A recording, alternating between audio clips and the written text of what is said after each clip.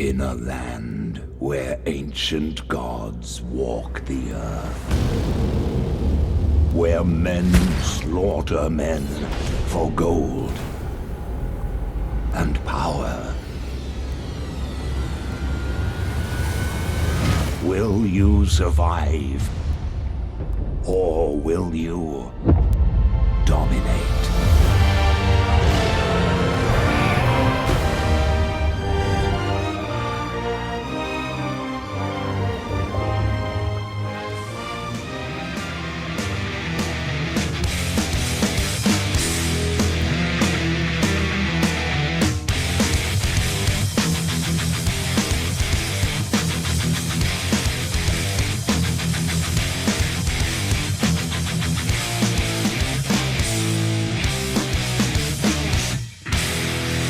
Alright gamers, geeks, and other delinquents from the outer realms, it's time for the Gamers in Beta podcast with Captain Mike M. That is a travesty of the highest order I've ever fucking seen one.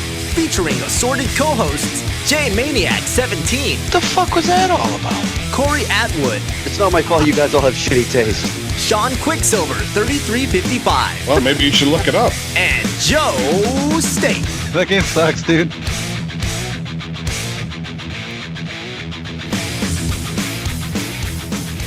All right, so I got a question, if nobody minds toilet humor, and I know none of you guys do. Now, when it comes to wiping, do you sit when you wipe, or do you kind of stand up, like rock onto your feet and wipe? Like which one? Like, because I just want to say I'm not putting my fucking knuckles in the bowl. Well, I've always been someone who stood up as well. I kind of like, you stay in the sitting position, but you kind of rock onto your feet with your ass like just sticking out like a fucking Gatling gun, like ready to blow I just ass. get in the shower. Oh. You fucking drain your refuse? Criminal. What a... Never showering at fucking Jay's house. Ever. Don't ever step in there unless you got water moccasins on. So do you shit in the shower, or do you just let the water wipe your ass? I don't know. See, I mean, to each his own. Here's strokes, the problem man. with standing. I was a stander for a long time. You know, in that position that you're talking about. Yeah. You are more prone to dingleberries when you stand. All right? So later on in life, I have learned that you remain seated, but you, for me, let's see, if I'm sitting in the toilet, I rock to my left side, so my right side of my ass is up a little, and I'm wiping that way, and that has dramatically cut down on any dingleberries. I feel like I'm dingleberry free at this point in my life. Really? And it is a much more, because you're rocking to the left, and your ass is up a little bit. Everything is splayed a little bit more, and you're really getting in there and getting it clean. I feel like the standing position did me wrong it did me a disservice for a long time. Now the downside to not standing is you can't see your work. You don't see what you've done in the bowl. You can't. Oh yeah. You can't look at it and go, "Wow, that's impressive." All right, well, I got two parts to this. One's personal and one's hilarious. So, first off, I'm not fucking putting my hand in the bowl. I'm not getting my knuckles in the water or in the shit. That's never happened to me. I gotta let that out there. Look, it's not happening. I'm not even gonna risk it. You never ice the deep bowl. Look, my knuckles can absolutely get in my shit because I was just telling you on Twitter, the older I get, I feel like my shits are just getting gnarly huge. So you're iceberg. So like literally, I just have this fucking iceberg of a doo-doo sticking out like 2.5 inches above the water. Now I don't know if it's because I went fucking vegan. I don't know what. I just know I'm shitting a lot, man. Are you shitting every day? Like 2 times a day almost. That's and it's like healthy ass shit. It's not like I'm fucking sharding the bowl. But like, fuck, man, I'm just so full of shit. You said it. And the other thing is okay, so we used to know this chick. Look, I was much younger. It's shitty. No pun intended. He's already qualifying whatever he's about to say. All right, so she's this pretty big chick, and her nickname that we gave her was just Big.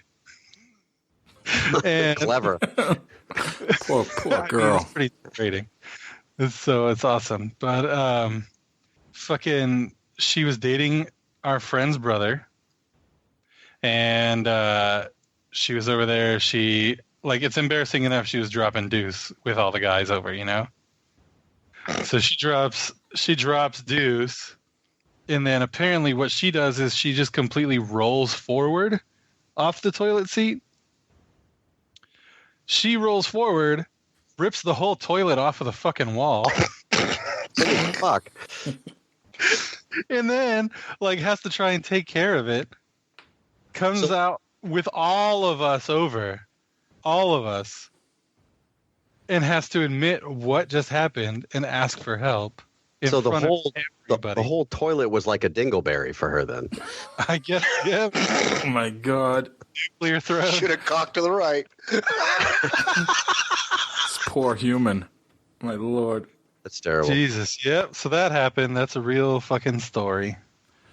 I got to tell you, the thing that cured me from standing is working in Cured you like it's a disease? It's like the corporate environment, you know, the small toilet.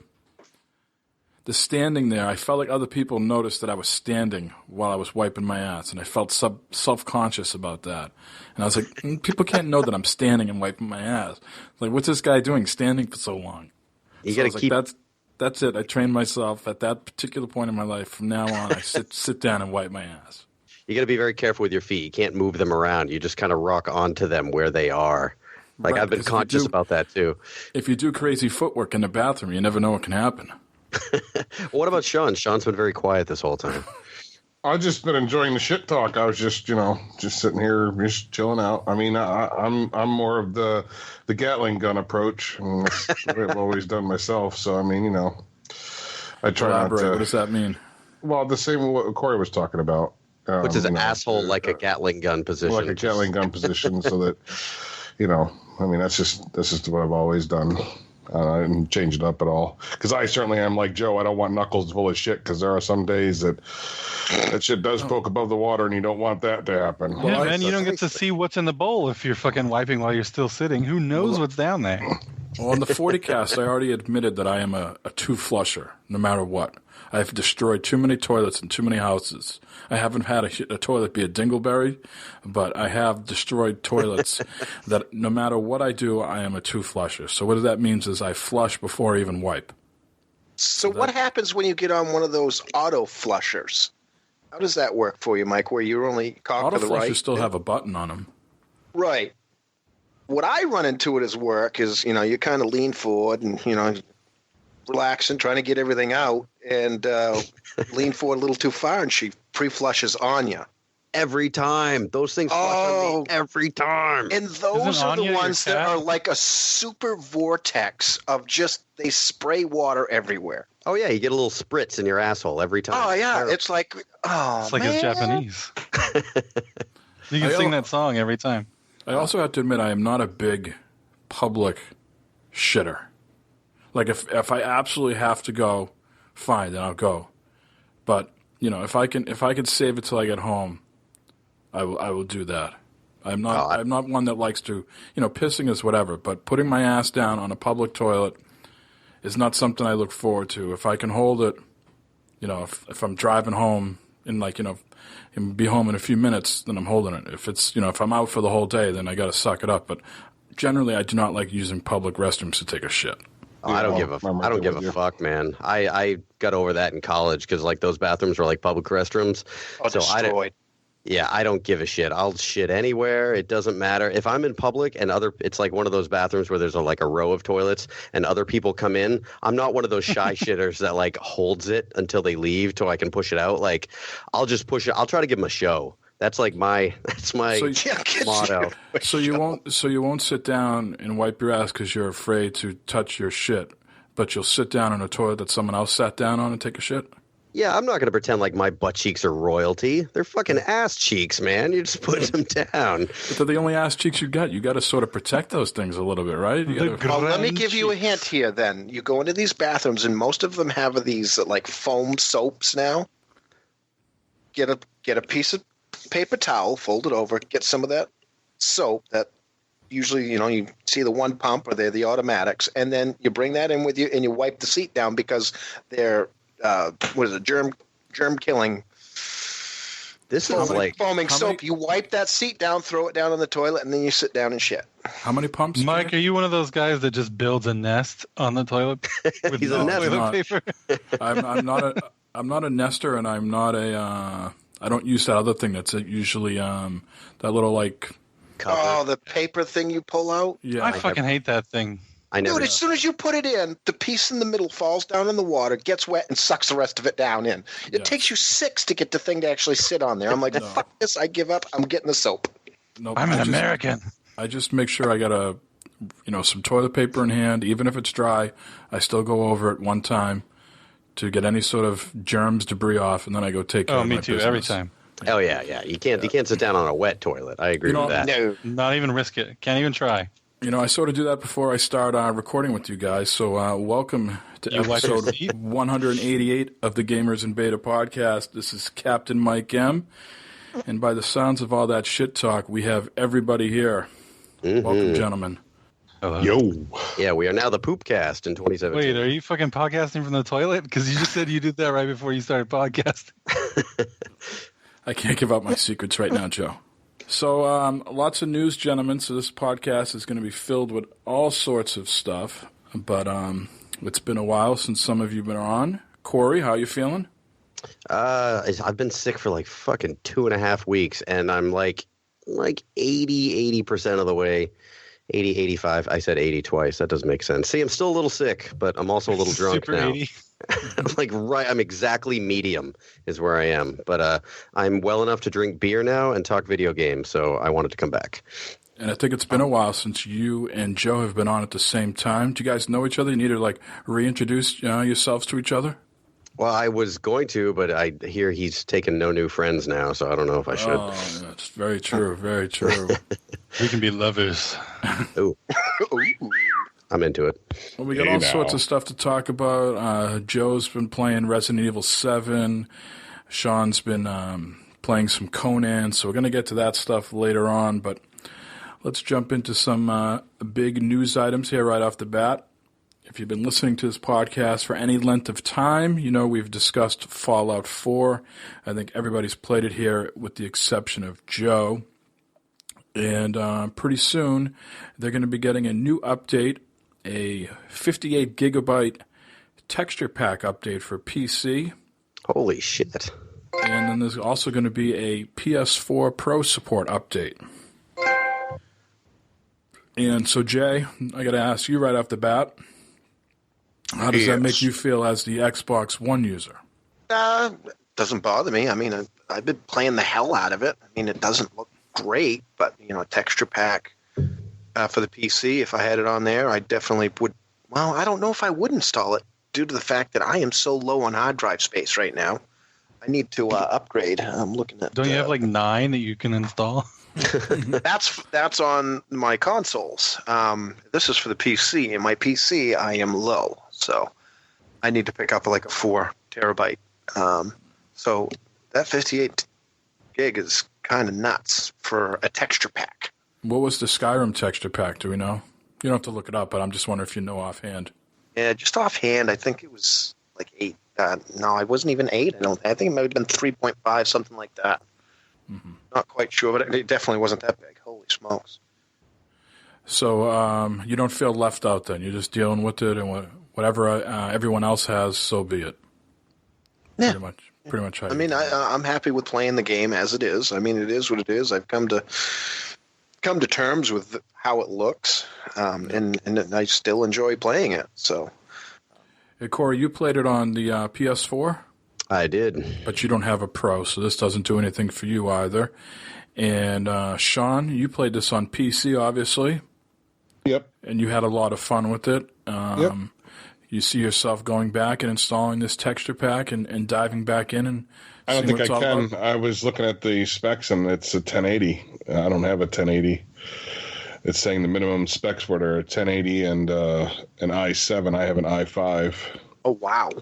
So, yeah, it's i7. I think it's 6700. It says in the article there. And 20K. Yeah, so I don't I won't be able to download this pack. But I still like the way the game looks now. I mean, I don't really. They sharpen it up and everything. That's all fine and dandy with me. But I mean, if I could do it, yeah, I'd probably download it for sure.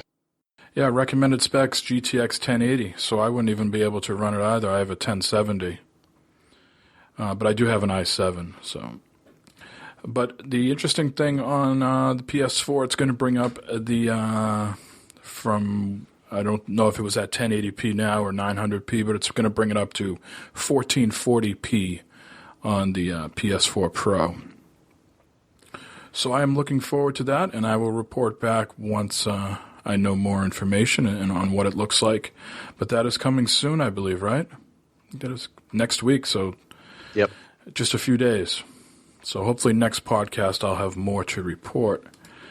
Let's move on to some legalities, shall we? Some big news came out this week between Oculus Rift and ZeniMax.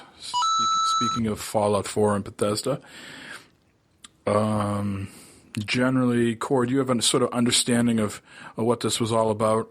From what I gathered, I mean, I've read a couple of stories on this. I don't have it here in front of me right now, but correct me if I'm wrong. So, ZeniMax was suing Oculus over a bunch of, they were saying they were ripped off as far as code goes for the Oculus, correct? Right, because John Carmack used to work at ID Software, which is a property of ZeniMax, right? Yeah, and so they were saying that he ripped them off and he stole a bunch of their software, and they sued him for, what was it, 500 mil or is something crazy, right? They wanted $4 billion. They wanted $4 billion. Fuck my face, $4 billion, Jesus Christ. You always ask for a ridiculous amount so that you get a ridiculous amount. Well, how much did Facebook pay for Oculus? $2 billion, maybe? Yeah, so that money is there, like it's crazy how much money they're asking for. But I mean, what the crazy is when as soon as somebody hears something like this, like you hear stuff like this happening in the industry all the time, like, oh, there's a successful company, they're going to get sued by this less successful company just because they are a target. But then like all the stuff that's coming out during the hearings, like supposedly people are coming forward and saying that they directly copy and pasted lines of code from ZeniMax into Oculus. Like, that's nuts. Right, and Carmack was supposedly, they brought in some sort of computer expert, independent guy, I mean, obviously hired by the plaintiffs, who analyzed the drives, and so they determined that 92% of the drive was wiped, and that John Carmack, as soon as he knew about the litigation, Googled how to wipe a hard drive. Right. And he came out with a very strong Facebook post this week denying all that and saying, it was ridiculous and sort of breaking down a little bit, how this guy had no clue and, this is what you get when you pay for an independent person to look at it. They're going to obviously sway the jury onto the plaintiff's side and not the defendant's side. But I think I don't like counting other people's money, and I could really care less of, who wins and who loses here. What the more important thing is that ZeniMax is now going to try to get an injunction to possibly stop the sale of the Oculus Rift so that their trademark isn't further infringed upon. And that has huge ripple effects throughout gaming. I mean, first of all, if you're talking about the Scorpio was maybe doing something with the Oculus Rift, if there was going to be some compatibility there, that could go away. What happens if you're a developer and you're developing a game right now for the Rift, and then the Rift is no longer available? Do you still release it so people who own the Rift can get it? Even if the Rift's not available, does the store going to still stay up, or they have to close that too? So maybe that whole ecosystem goes away. So then do you roll over your code to the Vive or something else? It has ramifications if they get this injunction. And, I don't know if that's good or bad. I've seen articles where some people says it could be good for VR in the long term, but hurt it in the short term. But I don't know if I really understand what the good comes out of it. But it reminds me of like this time in VR right now really reminds me of whenever they have like media format wars. You guys are old enough to remember the VHS versus Betamax, VHS, Blu-ray and HD. That was the next one I was going to jump to. You're absolutely right. And like, you know, one always trumps the other usually. Usually you can follow the porn. You follow the porn, whichever porn chooses, that one usually wins. But like this time around, it was Oculus, Vive, and PSVR. Those are like the three leading ones. And I guess like whatever the Samsung one is, if you count that, you know. But either way, sometimes there's all these, you know, horses in the race that just fall out of it. And I feel like this could really just completely take an Oculus out of the race. Oculus might be mentioned in the same sentence as the Betamax, or what was it? HD DVD. Was that the one that lost to Blu-ray? Yes. Well, you know what happens when Microsoft banks on a technology. And, you know, these are certainly wild times in litigation, wouldn't you say? Especially the last 2 weeks. Anything and everything is possible. So, oh yeah, with that maybe, that whole, what was that Coltrane? That guy was getting sued, right? Or they were suing. Well, I mean, you have the president of the Microsoft. United States also, you know, calling a judge who was approved 99 to 0, you know, calling him a so-called judge. There's all sorts of, you know, ripple effects here. That, you know, what you thought was a slam dunk case before, I guess what I'm getting at is no longer a slam dunk case. Anything and everything I feel like is possible. Oh, it'll definitely be appealed. I mean, it's not like they're like, oh, what are we gonna not appeal and lose everything? So, Yeah, they've already they're said definitely they're going gonna to appeal that. Yeah. it's not the end of it. This will probably go on for years. Right. Yeah. But even though there's an appeal, though, you can still probably get an injunction, like while the appeal process is playing out, to stop sales. You know, sort of like put a temporary, you know, ban on things in case. Yeah, they'll have to have that ruled on too, though. That would have to go through and get ruled on to go through, and they'll take into account that there's an appeal, and that's why this is going to go on forever. But even if Oculus beats this, if they successfully manage to get an injunction on sales, then all developers are going to be like, they're going to jump ship. You know, they're going to be like, I'm going to move over to this VR or this VR, and that's going to seriously hurt Oculus. So, like, even if they win this in the long run, you know, I guess in the even longer run, this could sink them. I think this is nothing but good news for PSVR. Oh yeah, Oh yeah. I would think so.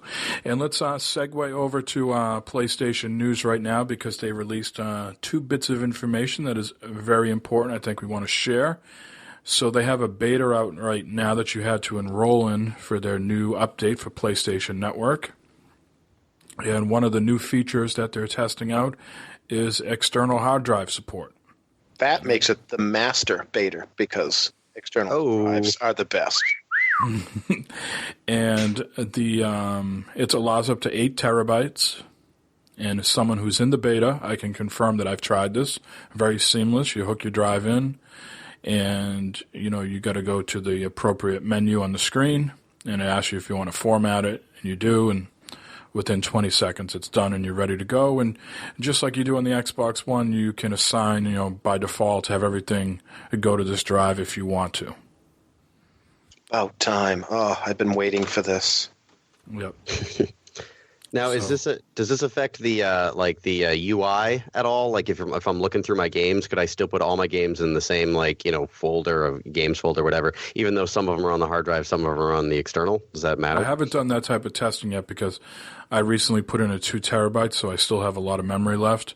So I just hooked up my drive to see the process, but they didn't list any sort of limitations. The only thing they said is screenshots and game capturing still go to the internal drive. None of that goes to the external.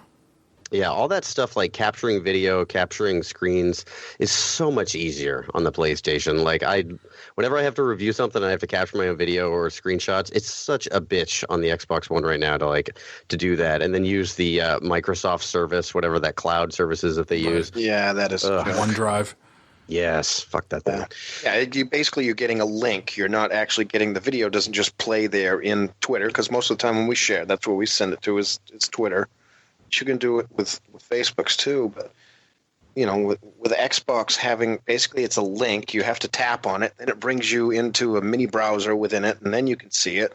You know, you share it with your PS4, bam, it just sends the video out or sends the picture out. You don't have to go to the link, and I think Xbox could learn from that big time, but I think PS4 has learned because now they've put the external drive on, and now I might have a new console that might step into the lead. Well, Jay, were you running out of room? Like, were you like at the end of your hard drive? For my PS4? Yeah. I have been deleting games and it's like I can't delete this one. I love it still. How big is your hard drive? 500 gigabytes. I still don't have a 500. I bought the 2, but I never put it in. I ended up using it on my Xbox. So this is still in beta. It's not out for the public consumption yet. And this other feature is in what they're calling a trial mode. So it's in beta. It might come out if it's successful, if people like it, if it works, if it doesn't fuck up any games. So this is called Boost Mode. And this is to let PS4 Pro run at a higher GPU and CPU clock speed for smoother gameplay on some PS4 games that were released before launch of PS4 Pro and has not been updated to support the PS4 Pro. Smart. So what this is a little checkbox under System Settings. And I tried it with a few games. I tried it with Resogun and I tried it with Rive. All the other games that I already have installed, funny enough, already got the PS4 Pro update, so I didn't have anything that I could try out. So I installed some games that I knew would install very quickly. And, we're going to talk to Jay in a little bit about the Xbox One. Jay, you got the update, right? Can we talk about that, or is that under embargo? Yeah, I've used it somewhat today. So we're going to talk to Jay about that in just a little bit. But what I'm trying to get at is with Jay, they could tell you that the new Xbox update is supposed to look and feel faster. And then automatically your mind says, yeah, that's faster. Jeez. So I'm looking at these Rive and Resogun, games that I already thought looked good to begin with. And now I'm looking at them, oh yeah, this looks fantastic because they're telling me it's been boosted. Do I know that they've actually been boosted and improved? I have no fucking clue. But because they've told me, my brain is like, yeah, that looks fucking phenomenal. This totally justifies your purchase of PS4 Pro. However, you have a 1080 TV and a standard PS4 that you could hook up right next to your 4K and compare if you wanted to. Of course, it would take a lot of work, and I don't see that happening. Free time is at a minimum right now. Mm-hmm. But it's just, your mind can play tricks on you because they told you something's going to look great, and you look at it and go, yeah, that fucking looks phenomenal. Do I know if it's been boosted? I have no clue. But I put in Ghost Recon Wildlands or fired up the beta, and that tells you, as soon as you go to play that game, it tells you, hey, you're going into HDR mode now. So at least there's a mechanic there that's telling you, hey, this has been done. Where some of these other games that are supposedly you're getting boost, there's no prompt or visual guide that says, yeah, this has happened. So anyways, that's where I'm at with that. That'll be interesting. I thought the games looked great and they didn't crash or anything like that. So hopefully this sees the light of day. But it does tell you that this is not a guaranteed feature that's going to get rolled out. Let's take a quick commercial break here, fellas. Let me catch my breath because I just finished my work shift. And then we'll get back into some of the community questions. Remember to lean to the right. After these messages, we'll be right back. Hey guys, Corey Atwood here, and I've got a question for you. Do you pine for the days of beating it to a hidden stash of videos you stole from your uncle or that dirty magazine you found in the woods? Do you hate the convenience and variety of modern digital pornography? Well, it's time to stop hating and start baiting. Bakerate.com has the handy solution to your problem. For just $9 a month, Bakerate.com will send you a varied assortment of materials to help you thump the pump. They've got magazines, DVDs, VHS, and even reel-to-reel stag films for all you retro road polishers out there. Best of all, you get to keep what you like and send back whatever you're not into. BakeRate.com's non-judgmental porn professionals will learn your interests and fill future bake crates with stuff you're totally into, as long as it's legal in your state. Even better, you can become a premium member and you'll receive a monthly assortment of pud-pounding paraphernalia, the likes of which you've never seen. I'm talking fleshlights, vibrators, scented lotions, the works.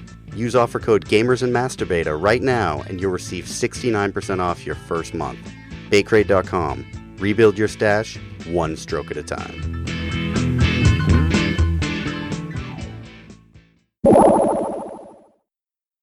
All right. So now that we're back, let's dive in to the community questions. I apologize that I did not send this out earlier this week, with just being sick a few days and then working. It totally skipped my mind. So therefore, we do not have a lot of listener participation this week. Again, that's my fault. So the question that we asked everybody, and this sort of ties in with our Resident Evil 7 talk and the release just a week or so ago. What makes a game scary for you? The settings, the noises, characters, etc. So we got a few responses. Corey, why don't you read a few, and then Sean will take over. Yes, the first is from our boy Los, the elusive man on Twitter. Everything? Is that an answer? I'm a huge wuss with a very active imagination. I hear you, Los. I used to be cool with it. I tried playing BioShock when it came out, and I had to stop after an hour. Same with The Last of Us, lasted about 3 hours there. Used to love playing Left 4 Dead and such, but after I had an extremely realistic dream with zombies, they scare the ever-loving crap out of me. Plus, they're generally dumb anyway. High five, Joe. Yeah. All right, and then from Dat Neutralist at ShowNuff71, the setting for sure. If it looks like there's that, oh my God, Come on, it looks Sean, like you're something's fired. been there or something has happened and you can't tell where it went, vague noises within the surrounding area build suspense. To me, that's more scary than whatever it is that's after you. Colin W. at PDX_geek, hearing things but being completely unaware of where they are. Oh, yeah, I hear him there. Like, I didn't get to answer this last time, so could I give my response? Quick, I just want to say the elusive man Los is with the Future Monkeys, and Shown Up is with Gamer Husbands. Props to those guys. Go ahead, Corey. I was just going to say, I feel, Colin, the thing that scares me the most is, like, when I can't see whatever it is. Like, just, I don't know, like, you know how people have dreams where they can't run, something's trying to chase them or something like that? I have dreams where, like, I can't see whatever is around me, and that's what scares the shit out of me. Like, the first time I ever played a game where it really frightened the shit out of me, it was the first Silent Hill, and I was fighting, like, that, I don't know if anybody else ever played the first Silent Hill, but there's, like, this cop woman that you become friends with, and you have to fight her because she becomes infected with this thing. And I'm on, like, this Ferris wheel, and I look to the right, and there's nothing there. I look to the left, and there's nothing there. And I look back to the right where I just looked 2 seconds ago, and she's right there, like, ready to kill you. And that scared the living shit out of me. Because I was like, I didn't know video games could do that. You know, like, it's not fair. I just looked there, and now she's there. So not being able to, like, see my enemy scares the shit out of me. We have a lot of shit talk on this episode. Putting that out there. For me, I have I don't like people chasing me. Right? So if there's someone chasing me, that, like, pisses me off. It scares me a little bit.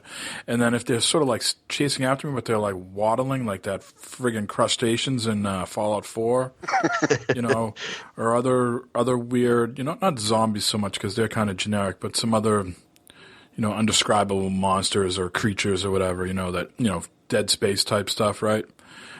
Even those, whatchamacallit, the juvies are a little creepy in Gears, right? I mean, they're not scary. They're just creepy. But I think like Lo said, for me, it's everything. It's the ambiance. Certainly the story's got to be in itself creepy. I'm sure that, you know, Resident Evil 7 would fucking scare the fuck out of me. I couldn't get all the way through PT. You know, I saw that lady down the hallway, and then I went to that door, and I heard some, you know, like child noises. I was like, fuck this, I'm out. That's about as far as I got, too. Did you ever play Outlast? No, I have not. There's a mechanic in Outlast. There's no offensive. It's all defensive. You run away, you hide. But there's a mechanic where when you're running, I think if you squeeze the two bumpers, you can look over your right shoulder behind you as you're running. And just the ability to do that, like, scared me. Because I'm, like, fleeing down a hallway, and you can look over your shoulder, and there's things chasing you. Like, it confirms that this thing is right on your ass. You know, like, if you trip or fall down or don't get into that room quick enough, this thing's going to kill you. So that was a really cool fear mechanic, to let you look over and see what is chasing you. I also think the suspense of knowing that a jump scare is coming is scary. Like, you know, like, things are, like, too calm. You almost have this, like, intuitive sense that you know something is coming, and that just builds up inside of you.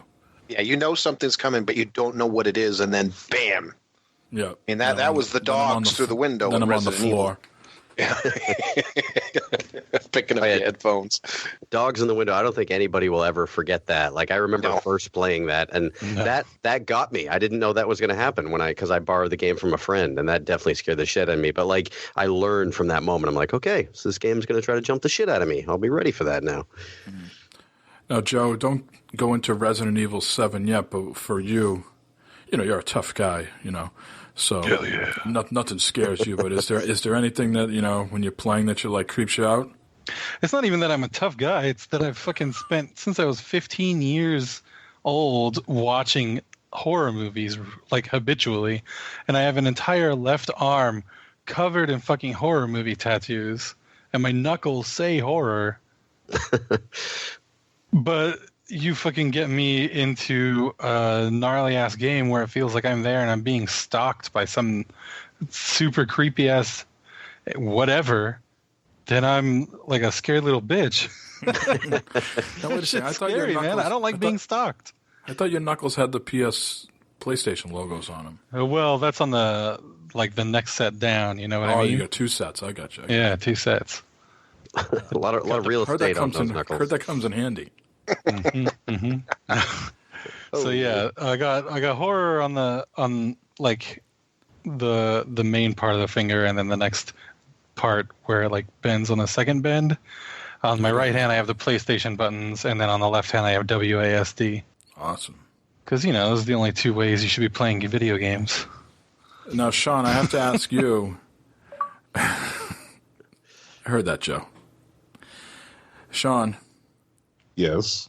I have to ask you, does the size of a man's genitalia scare you when you play a game? Big penis. Oh wow, we're already going to get to that, are we? No, we'll get to that momentarily. We'll get to that momentarily. Well, besides well-hung slaves, what gets you scared in games? God. I actually the first time that it happened to me, and I haven't played a horror game since, was when I got surround sound for the first time, 5.1 or 7.1, whatever it was, and I was playing Dead Space. And I kept hearing shit in my right ear coming from the side. I had all the lights off because I don't play video games with the lights on. It's weird. So I like to be fully immersed. And when I was doing that, I kept hearing shit in the right hand side. I said, I'm done. I can't do this. I had to shut the game off. I shut the surround sound off, and that was the last time I played, because all the ambiance in the background, you know, like things were making noise and things were coming after me, but they were taking their time, very slow. Did you finish it? Did you ever finish Dead Space? I did, yeah. Oh, I did. I eventually went back to it. It's a fucking classic game. Yeah. Better than I, buddy. Yeah. Better than I. Yeah, that game, the ambience in that game, like where you would just hear things in the air ducts, like constantly, even when you were safe, but you didn't know you were safe, because you'd constantly hear that shit in the air ducts. Love that game. Now, do you guys generally play, if you know something is going to be scary, like Resident Evil 7, Until Dawn, what was it, Outcast or Outlast? Outlast, yeah. Outlast. I got to play that one. Outcast is a hey ya and all that. And do you turn the lights off? Do you try to up the scariness by being in a room that's even scarier with no lights on, or you do like, fuck it, all the lights on in my house? I feel obligated to play it with the lights off. Like whenever I played Dead Space 1 and 2 all with the lights off. I played Outlast. It scared the shit out of me and I hated it, but I played all of Outlast with the lights off because I feel like this is how the game is supposed to be played. I feel like I would be like shorting myself if I played it with all the lights on, like in the middle of the day. I would wait, even if I had time in the middle of the day. I'd be like, nope, I have to wait until nighttime when it's dark and it's gonna scare the shit out of me. So yeah, I feel obligated to play like that. Now, do you think you could do Resident Evil 7 in the dark in VR?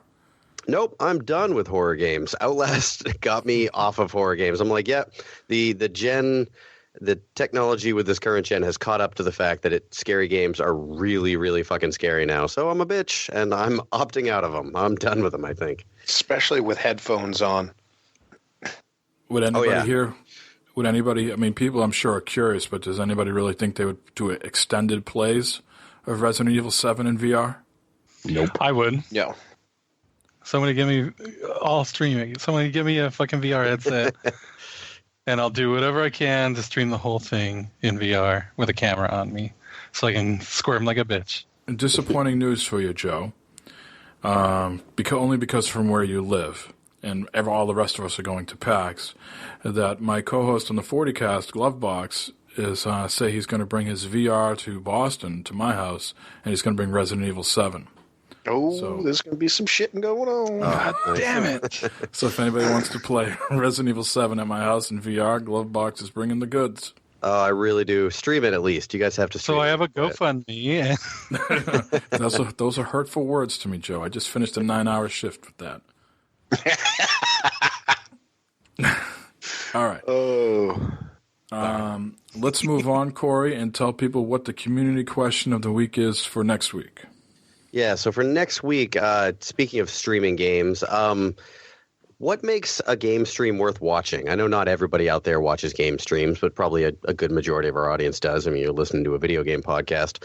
So what makes a game stream worth watching? Do you only look for like the games themselves? Like you only want to watch like a Rocket League stream? Or do you follow particular streamers? And if so, like what about those streamers? Is it the fact that they're funny?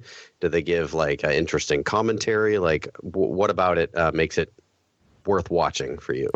And as a side note, I want someone to reply. It doesn't have to be everybody. Just one person reply and say, yes, I like to watch booby streamers, and I like the fact that the booby streamer is in the main picture and the game is in the small picture.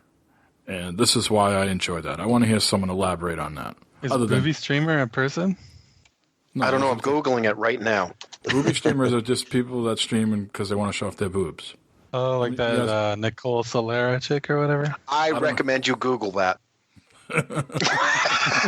They have top Booby 5 streamers? Twitch booby streamers on YouTube. But there's pornography on the internet. It's so close to it. It's like just a few clicks away, and you could be watching video games, Corey. Well, have you ever typed into video games into a Pornhub search? No. Don't do it. It's sad. I'll be right back. All right. Well, we've teased that we're going to be talking about Dick's Conan Exile and Joe's Resident Evil 7. So since we just got done with talking about the scary stuff, let's jump right into that. We're going to segue into what we've been playing. And Joe, kick it off and tell us about Resident Evil 7. Well, Resident Evil 7 is awesome. The last Resident Evil game I played was Resident Evil 5. And that was kind of not a very good Resident Evil game. It was whatever, but it wasn't a good Resident Evil game. Was that the one where you had to punch the boulder? Was that the one where you had that boulder punching segment? I don't remember that. That was one where you were going through and you had two characters. It was like Leon and then this other lady. Oh, yes. The whole time. Yeah, it was not a good game. I didn't play an official one. I played one that was like most of the time you were fighting like other military people. Does anybody know what I mean by that? It was a co-op game. It was definitely on the 360. Like Raccoon City or whatever? Raccoon City. Yes, Raccoon City, yep. That might not be the exact name, but very close. So yeah, that was the last one I played. My favorite is Resident Evil 2 and then Resident Evil 1. So, and those are like the definitive Resident Evils, I agree. in my opinion.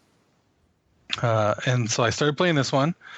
They switched things up by putting it in first person, but they really brought it back to Resident Evil. the roots, like you were going through and you go through this first tutorial that's not very Resident Evil like, you're just kind of getting a feel for looking around, walking, running. They give you a couple jump scares, and that's whatever. But as soon as you get into this giant mansion and you're going around looking for like pickups, you're like activating grandfather clocks and things are dropping out of them, and you're using those things to unlock doors, and then all of a sudden you have to get like 3 pieces of this giant wall sconce, that way you can put them together and unlock another door, etc., etc. That is so Resident Evil. Oh yeah, does it seem to make sense why you'd put like gems in the eyes of a lion? Like, are they able to make use context to make that actually make sense this time? No, they're not doing anything like that. They're not giving like good context. They're just making a Resident Evil game. But you read the notes and everything, like when you're walking around, you find notes in drawers and stuff like that, and they give no context why, but it's the main guy in the house and he's complaining, "Oh, these fucking people keep escaping. Y'all need to quit leaving these things out and hide them all." And then it gives a list of the locations where he wants them hidden. So then you just go and get all of them. Makes it a lot easier when you find that piece of paper, luckily. But, they have no zombies so far. You're mostly dealing with this kind of weird Texas Chainsaw Massacre style family. That's what it looks like. Yeah, it really heavily looks like Texas Chainsaw Massacre. It's very Texas Chainsaw Massacre in that aspect. Like one of the first scenes you're with the family, I guess it could be considered a spoiler, but it's within the first hour. When you first meet the family, you're kind of tied up to a chair at a dinner table where everybody is like bickering back and forward. And, there's like this derelict old woman in a wheelchair who's just a vegetable, just kind of like the grandpa was in Texas Chainsaw Massacre. And then there's like the patriarch of the family who's calling all the shots. And then this weird guy that really reminds me of the hitchhiker from Texas Chainsaw Massacre, only he's a little bit more like douchey redneck guy. But like modern douchey redneck guy. I want to hit the ATVs, bro. Sorry, Jay. And then, just a couple other weird things. They throw a couple random horror tropes in there. I'm not going to spoil anything, unfortunately. I'd like to go further into it, but I'm not going to ruin it because it's pretty isolated what that incident is, and it would be a total spoiler if I said what it was. But they do. I'm sorry to interrupt. I just want to know, it's not a complete reboot, right? Like it takes place in the universe of the other games, right? Like, do they ever make mention of like Raccoon City or Umbrella Corporation or anything? Not yet. I don't know if this is going to be like a prequel to everything or what, but that's kind of like the feeling that I get. But I have nothing. That's purely just a feeling. There's nothing like substantiating that whatsoever. No mention of like a T-virus or anything like that? No mention of a T-virus. They're just talking about capturing random people and experimenting on them. So I feel like, it's my hunch that this is maybe like the start of developing the virus. Mm. But who knows, because it's just some weirdo family in the middle of nowhere in like the bayou of Louisiana or something like that. And so I don't know how the hell like these guys would be developing the T-virus and then forking it over to the Umbrella Corporation. Who's to say? But maybe. I guess I'll find out in a little while. Last night I binge played 5 hours of it, and yeah, it was.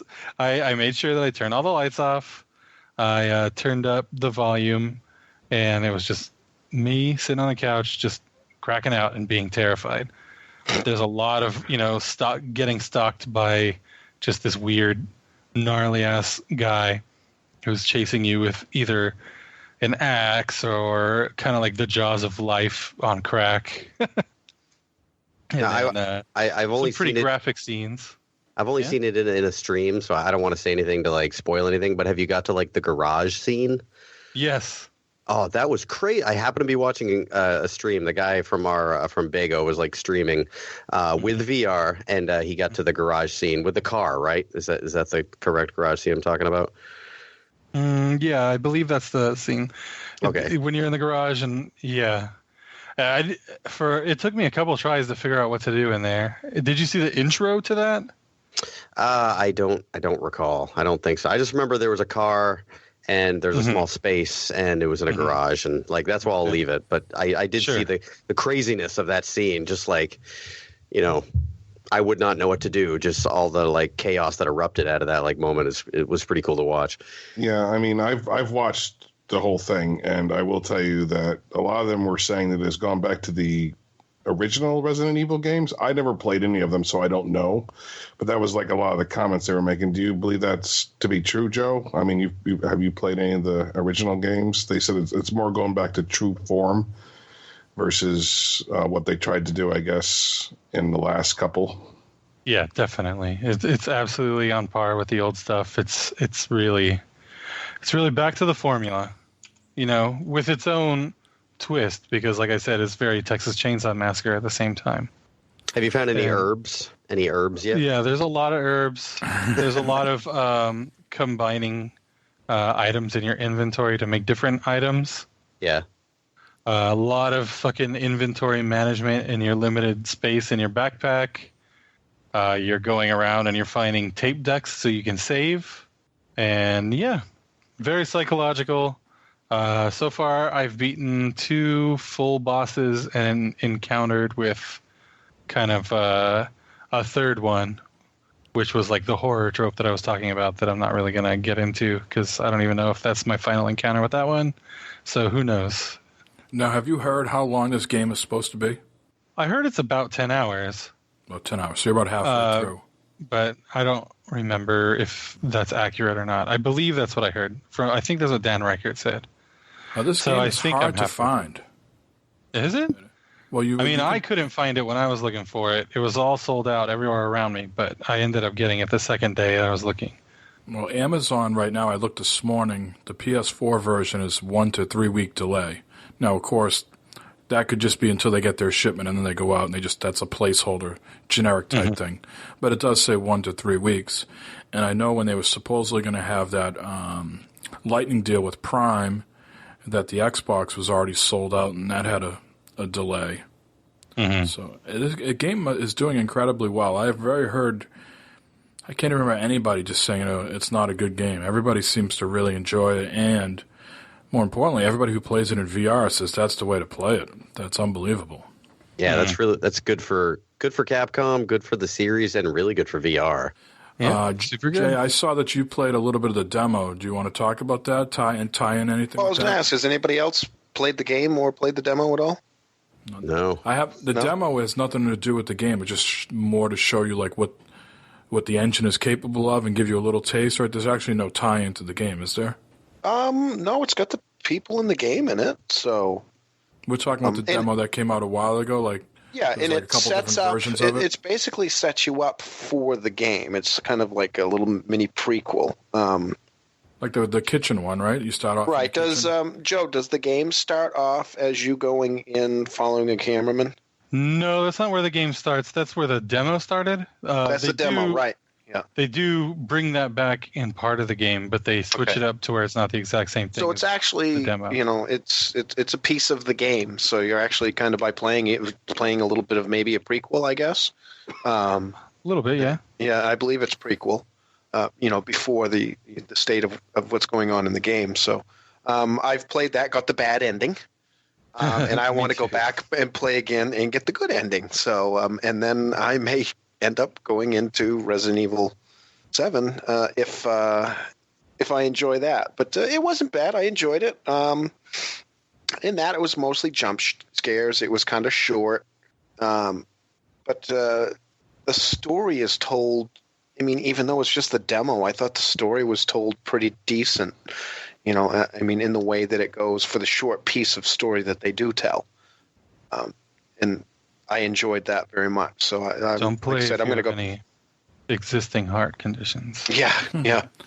Now, Joe, do you feel that they tell a good story, like do they give you any backstory of who these people are? Do you find out?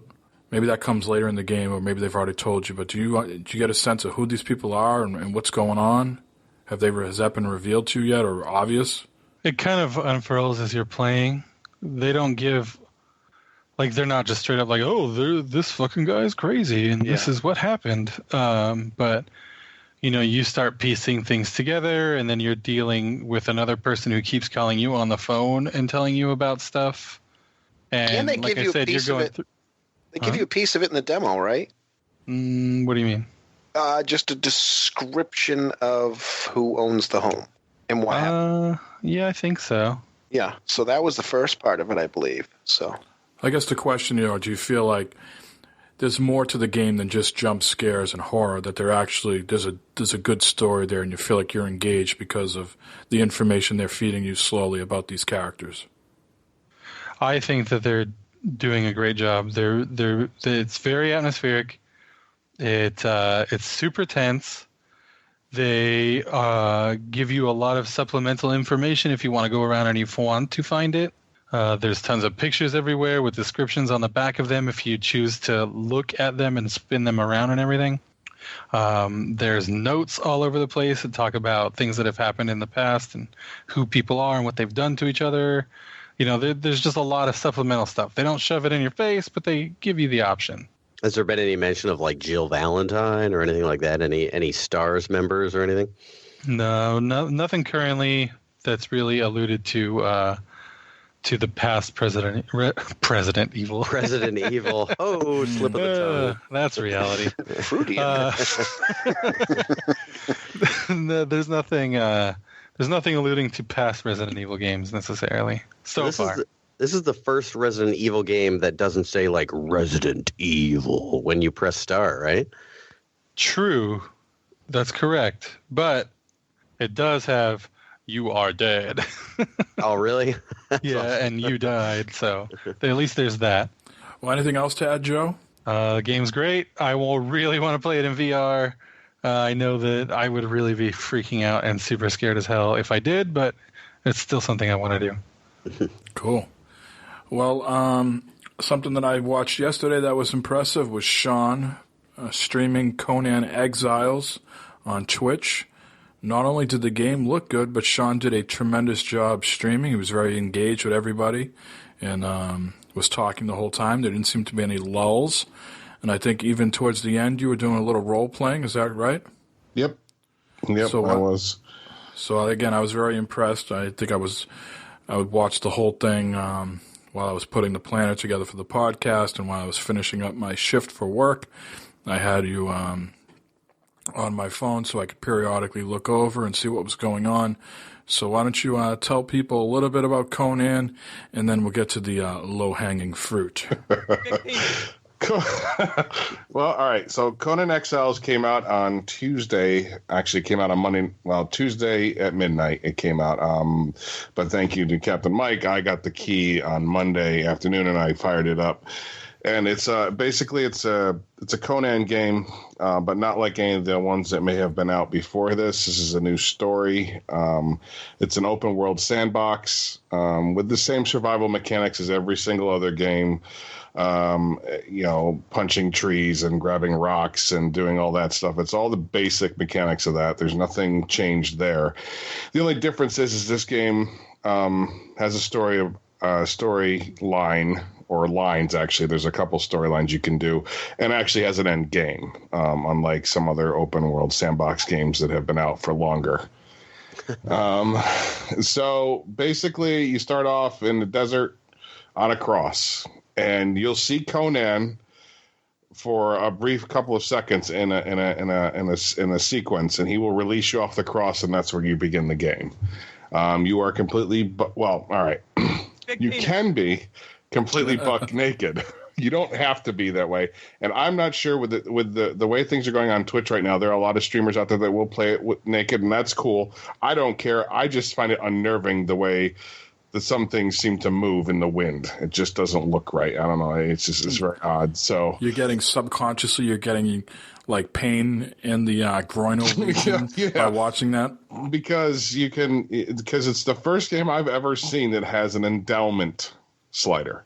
How do you feel about the genital physics? Like, so do you think they're over-exaggerated? Do you think they're accurate as far as flapping in the wind goes? I don't think they're accurate flopping in the wind. They look weird. It looks like a worm wiggling its way out of somewhere. That's what it looks like. I mean, the physics itself, it's very odd. Let me just tell you, I love this game. Okay, I have no qualms against it. The nudity thing is a little weird, but I mean, it's more realistic as far as a survival game goes, because technically you would start off, if you're on a cross, you're probably not going to have a whole lot of clothes on to begin with.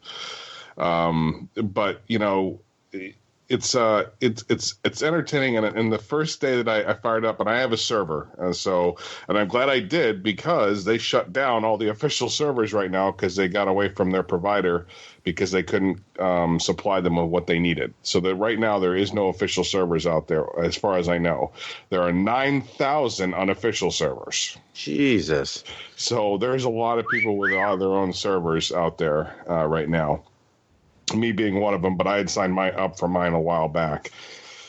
So I went on with some friends of mine from the RP community, and the first thing, what did everybody do? Everybody was naked. And everybody was naked for a long time, because they just thought it was funny running through the game with no clothes on, I guess, with, as they called it, the dong of destiny, or something of that effect.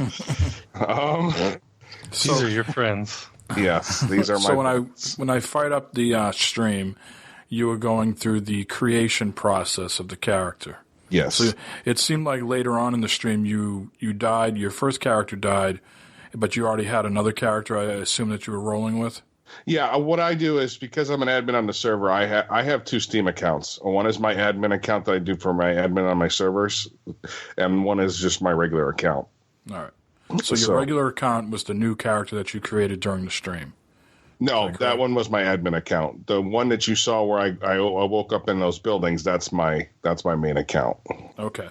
So you started off, you were creating this character, you were just going through the normal character creation process that you would sort of go through in any game. Right. Did you feel the dong stuff aside, did you feel that was good? Oh, no, it is. It's very nice, because it actually gives you a chance to make the character not look like everybody else. I mean, you really can change all the features. You can change your eyes, your nose, your ears, your mouth, your cheeks, your hair, your colors of your eyes, and all that stuff. So yeah, it gives you quite a variety of options to create your character, male or female, either one. Now, you did go through the dong process a little quickly.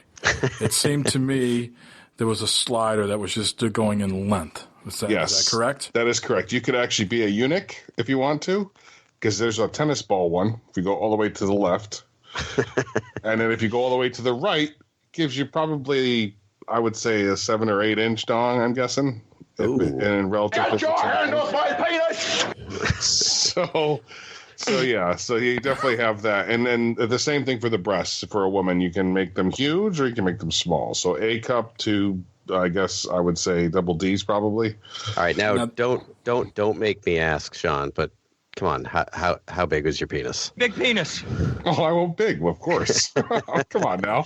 Slid that slider all the way to the right. But that was the only thing that you could do, right? Is you could the slider was only for length, right? There was no other details girth or anything like You that. can't do girth? It's just, no, You can't be hung like a tuna can? No. Can't be cut or uncut. No, you can't be cut. Well, it's Conan, so you're going to be uncut. Because left or right leaning, you can't do that. It's just, no. If anybody's seen, you guys ever see Porky's? Yes. Yeah. And there's like that tallywhacker had a mole on it. You couldn't put any moles on your dong. No, you can't do any. No dong accoutrements. You just have the slider. That's all you have. All right. There's not going to be any dong skin DLC. No dong skin DLC or anything. But I mean, it's a basic survival game. It mimics another survival game that we all know and that 2 of us play. So let's compare that. I know Ark's obviously been out for a much longer time, so it's kind of an unfair comparison. But if you can think back when you first started playing Ark to where you are now with Conan, Do you feel that this one is already leaps and bounds ahead of what they started out with, or do you think they're on equal footing? Well, it is because, and the reason why it is I'm pretty sure, I'm not pretty sure, I'm pretty sure that these guys went back and they looked through ARC complaints and they looked to see what everybody was complaining about when they came out with ARC and what ARC has still not fixed yet as far as optimization goes. And then made sure that those were the first things they took care of in the game, which is a lot of it is character creation is one of them. Some of the basic visuals are another one. They have NPCs in Conan, actual people NPCs that you can interact with. You can play it third person too, right? Yeah, you can. Mark. Yeah, you can play. Well, you can't. I can. Yeah, it's Xbox can't play in third person. PC you can. Oh, okay. So there's a lot of things that they've done already that is way forward to what ARC is doing, and now ARC is trying to play catch up with them by offering all this stuff that's similar to Conan in ARC, instead of just fixing their game and coming out with it. Because I mean, what Wildcard should be focused on right now is getting the game completed and out, because Conan's got at least a year or more to finish their game. So they're literally, it's early access. It's the bare bones. There's bugs galore. The admin commands are very short, so I don't have a lot to play with as far as being able to help people a lot. Basically, all I can do is teleport, which they're working on it. But I mean, there's still. Yes. If you move that slider a little more to the right, you'd have a little more to work with. Oh, do we have a drum roll for that one? Okay. So I mean, I don't know how many people are going to play from our community. You should at least give it a shot. I think it's definitely worse than $30. It's an interesting game, and it's got an end game, which is cool. And there's a lot of cool aspects of the game that I think are going to be really good in the near future. As they start putting the patches in to stabilize it a little bit better and everything else. But basically all the building is the same. All the crafting is pretty much the same with engrams. So, I mean, it's similar, very much similar to what ARC is right now. So they definitely were paying attention to ARC when they were developing this game. Is it coming to consoles at all? Any mention of consoles? It's coming to Xbox. It's coming to Xbox, yeah. Oh, nice. Yeah. Now, do you feel? I mean, ARC obviously has a place in your heart and something you're continually going to play, because we're going to talk about that in just a minute. But do you see this occupying more of your time? Do you see this as trumping and like, hey, I've had enough of ARC. I've put in 1,600 hours. Now I'm ready to dive into Conan. No, not at all. There's a lot of other games I want to play besides these two. But I'm definitely I got a server for both. So, and I'm also a part of a new community. So, I'm going to play them, but I'm not going to put the ARC time that I put in for that time, mind you, was very low compared to some of the people that I RP with. There are people up in the 4,000 hour range. So I'm nowhere even near that. But no, I'm going to play both of them because I still enjoy ARC. I still enjoy, and I'm really enjoying Conan. So, it's just, for me, I'm going to play them both, and I'm not going to stop playing both. I mean, especially since ARC just came out with their new tech tier and stuff. So, no, I'll be playing both.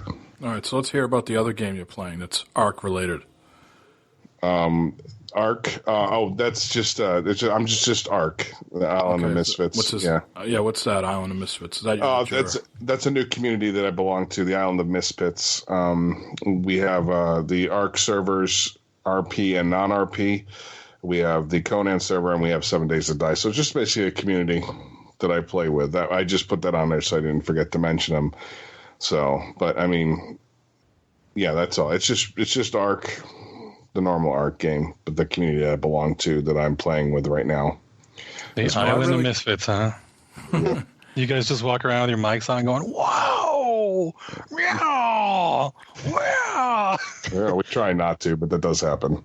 I couldn't follow along with the role-playing last night. I'm not sure if her mic wasn't that great, if it was cutting in and out, or if that was just her normal shtick or what, but No, it's a little tough. Right now, the voice over IP is it's rough in Conan, so it's very hard to understand. Yeah, so that's a tough part. But it's all being worked on. It's an early access game, so pretty much you got to deal with it. You're paying $30 to a company so that so they can test all the bugs out on you. So that's basically what early access is, which is fine with me because I decided I didn't have to pay for it, but. When you pay for that kind of stuff, you got to understand that's going to be what you're going to run into. So, cool. Does someone have a question for Sean? Have you I know it's still really early on, and you probably haven't got to this part of the game, but have you seen any or been able to summon any gods? I have in my single player.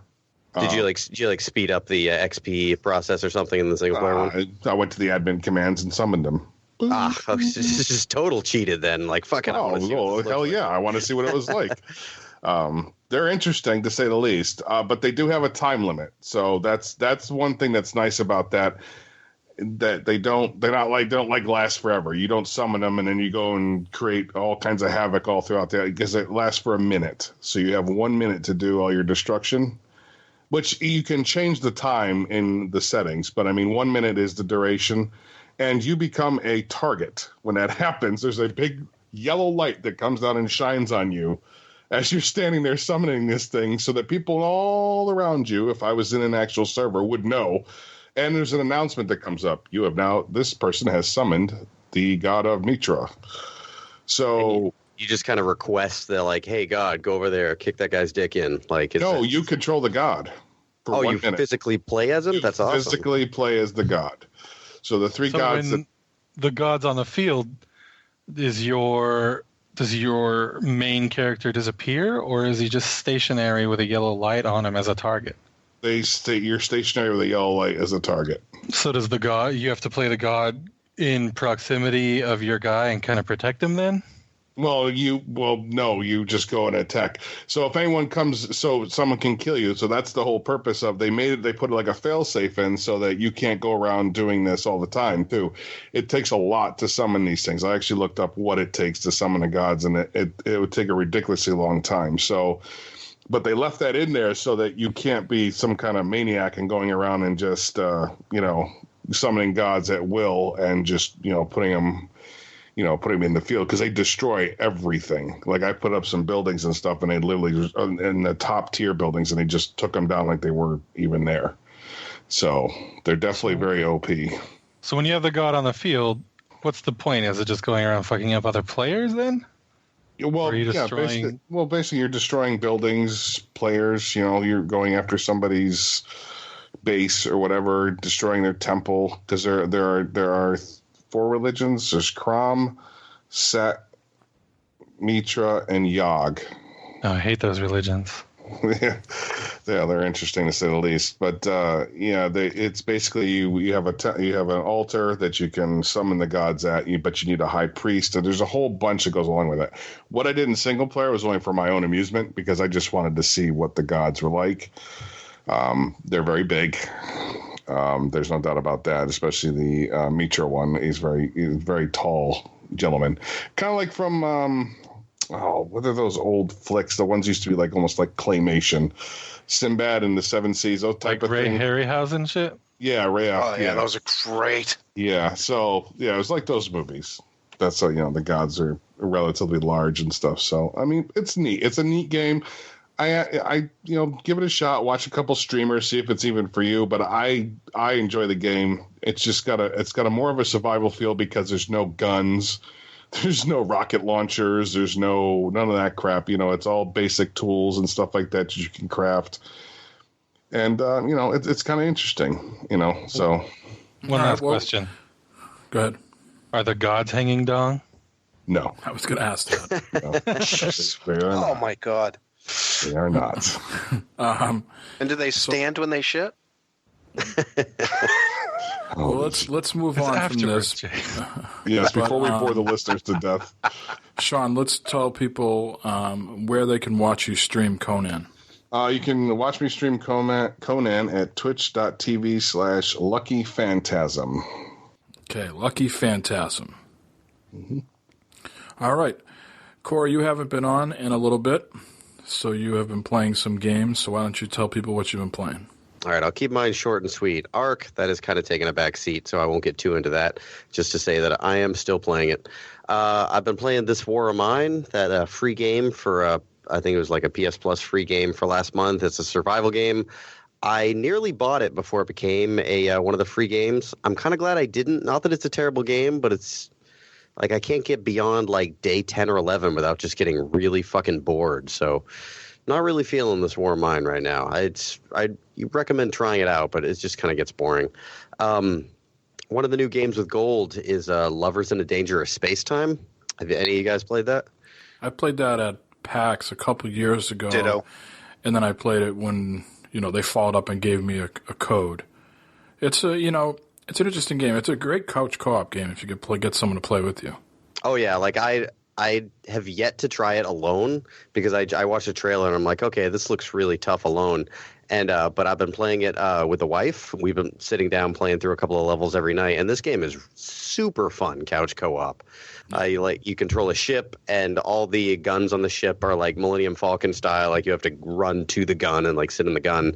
And one person controls a shield, one person can flies the ship, and you have to really communicate to be able to beat these levels. So yeah, it's a ton of fun. Yeah, and your guys are not like real characters. They're like animals and like what? Yeah, it's very. It's a goofy art style to it. Yeah, very colorful. Very cutesy, Neon. very colorful. Really reminds me of the Pixel Junk series. Any of you guys played the Pixel Junk series? Looks a lot like Pixel Junk Shooter is what it reminds me of the most. So yeah, it's really, really cute. My guy's like a little bunny who runs around, and you have to like go save little bunny guys. So been playing that, and I'm reviewing 8 Days is coming to consoles. It'll probably be out by the time this podcast goes up. It'll be out Tuesday, so I've been in the middle of playing through that for review. I don't know how much I can get into that. I guess the embargo will be up by the time this podcast goes out. So I'm playing through that. It's really fucking hard. It's a tough game. I've been playing through it very slowly. It's not what I thought it was going to be at all. I thought it was just going to be a crazy twin-stick shooter. It's like a retro stylized game. Looks like NES-style graphics, but it's like a really, really brutal war game. But it's incredibly hard. You die very quickly. It's very similar to like a Hotline Miami in the fact that you can just be like alive dead like very, very quickly. A little bit more forgiving than Hotline Miami, but yeah, playing through that, and that's about it for me right now. I haven't been playing any of the big games, so I don't want to take up anybody else's time. Okay. Jay, you seem to have a bunch of games here. Maybe before you talk about the games, talk about a little bit about the Xbox Insider update that you got. Well, I've got limited information on it because I came home today from I had gone over to my mother's house and was playing with live electricity all day, and came home and turned on the Xbox, and I was like, oh, this looks different. And it updated to the new, what do they call it, creators preview. So, yep. Yeah, it's changed. There's no more snap feature, which now that I've gotten a chance to try that, I kind of prefer what they've done. But the first thing is like your home page looks a little bit different now. When you tap the Xbox button, pretty much everything that was on like your home page, your games and apps, you can access that on the right-hand side, like with your game. If you're playing a game, the game's in the background, and then you get this opaque menu that comes across the front. So you can access your games and apps, your friends list, and all that stuff like you could before, but it's all right there now. Your your pinned stuff is down at the bottom. You can access in there. So with one push on the Xbox button, you can get in. And they say it was faster. It is literally faster. It's much faster than trying to go to the your old home page and navigate around that stuff. It's a lot easier to navigate. I would always hit the wrong button, go into the store by accident or something because I was not on games and apps. I was up above it. Now it's just you go up and down and you can go through it. It's a lot easier to access. So I do prefer that, and it definitely is snappier and quicker. If there's no snap, how do you have you streamed Twitch since you I don't know. I have not tried Twitch yet. I didn't get enough time, and I believe with the update, you can stream using Beam now. I believe that's integrated into this. If I've gotten that update, I haven't gone that deep into it yet. I'm going to try it probably. Well, not tomorrow after work because I'll be watching the Super Bowl, but probably Monday I'll be able to get in. So next week I'll be able to talk about it a little more. But there is some big changes in there, and it really, like I said, Sounds I good. just turned the Xbox on. I was like, wow, this looks completely different. But a lot of the other times when they've made changes, you know how they'll completely redo the UI over it. A lot of it, all they've done is they've taken and kind of just moved this stuff around, and it's right there in front of you. So it was intuitive. It's much more intuitive the way they have it set up. So it's definitely quicker and it's more intuitive. I have yet to get any deeper into it yet. So far, just the basics of trying to get in and tap. I didn't get frustrated trying to find anything. Like I said, it was easier to get into my games and pull stuff up. The friends list, all that stuff is still there. Get into your things. And then on the side, how you'd have your friends party settings, all that stuff. Now there's actually one that looks like that Xbox, the middle button in there, and you tap on that, and it's just like you were tapping on that before, and it will bring you back to your home page. So Sounds like now, Jay, they just need some games on that thing. I mean, I was listening to the Major Nelson podcast this week, and they were talking about PlayStation VR on it. So yes, they were. They were discussing Yes, that. that's so cool. Yeah, they were. They do that. They talk about PlayStation on there occasionally, and Nintendo and stuff like that. Because like just they say, kidding, they're okay. all gamers, so they do it. So what else? But, So what have you been playing then? what have I been playing? Games. I mentioned the RE7 demo. That's probably the first thing I'd played throughout the week, and like I said, and I really enjoyed that. I want to go back and play it again. Playing some Fallout 4. I played a little more of that in the. I finally got out of the arcade and 2 hours stopped of skee-ball. collecting tickets on skee ball. Now I found out I have to go back in and get more because now there's a plasma gun in there that is only available in there, which is pretty badass. So I got to go in and pick that up now. Let me ask you about Nuka World real quick. Yeah. Were you a little let down about that whole boss fight with the squirt gun? I thought it was cool. I love the just humor thought of it it. just- I loved the humor of it. Here you are going running around. It's like you look in and you can. Before I even went in there and talked to, because you got to walk up to an intercom and talk to it, and they kind of talk you through, and it leads you into this thing. And I'm looking over and I see this guy over there, and there's sparks flying everywhere, and I'm like, holy shit, this guy's going to be a badass. What the hell is it? And then I go and talk to the guy, and he tells you how you're going to defeat him, and I'm like, I just played with it, because you got I just thought it took too long to get through. It didn't take me long at all. No, I mean it takes you 5 minutes, but it was just too drawn out. I thought, you had to rinse, repeat, keep squirting him, rinse, repeat. I just felt like it. I did it twice It and could have been killed more him. explosive. Yeah, I did it twice and killed him. So, but I guess it could be, but I was looking at it. That's just setting up like I said, you go in there and it's almost politics. It's kind of just like the main game too. A lot of them, when they do these side stories and whatnot, it's always you got to make decisions between, renegade and you're going to be an angel, you're going to be a demon, So it kind of goes in that way as far as the story goes. It's like you got to make friends with people and all that. And it starts going in a way, it's like it makes you make decisions that you don't want to make. And sometimes kind of like with you get in there and you're like, oh, I didn't like the way it ended. I didn't like this. It just didn't work for me. But it's because they focus more on kind of making you make those weird decisions. So there is that. I haven't finished it yet. I still got to go back and finish that too. But I've kind of moved on and played some other stuff. For some reason, the other night, I fired up the Xbox and started playing Wolfenstein: The Old Blood again. And man, I love playing that game. That is so much fun. Just running around with the double shotguns is great. So No, the Old Blood was the one that came out after the New Order, right? That is the standalone DLC. Right. Yeah. So I'm playing that again because the original one I had on disc. So this was digital. So I just kind of fired it up and played it again. I just really enjoy playing that. So I've been going through doing that a little bit too. That kind of took my mind off of things for a while. And then I also had decided I'm trying to figure out what's my next game because I forgot to mention last week that I finished the Titanfall 2 campaign. And man, if you can pick this game up at for $30, $40, grab it. That campaign is phenomenal.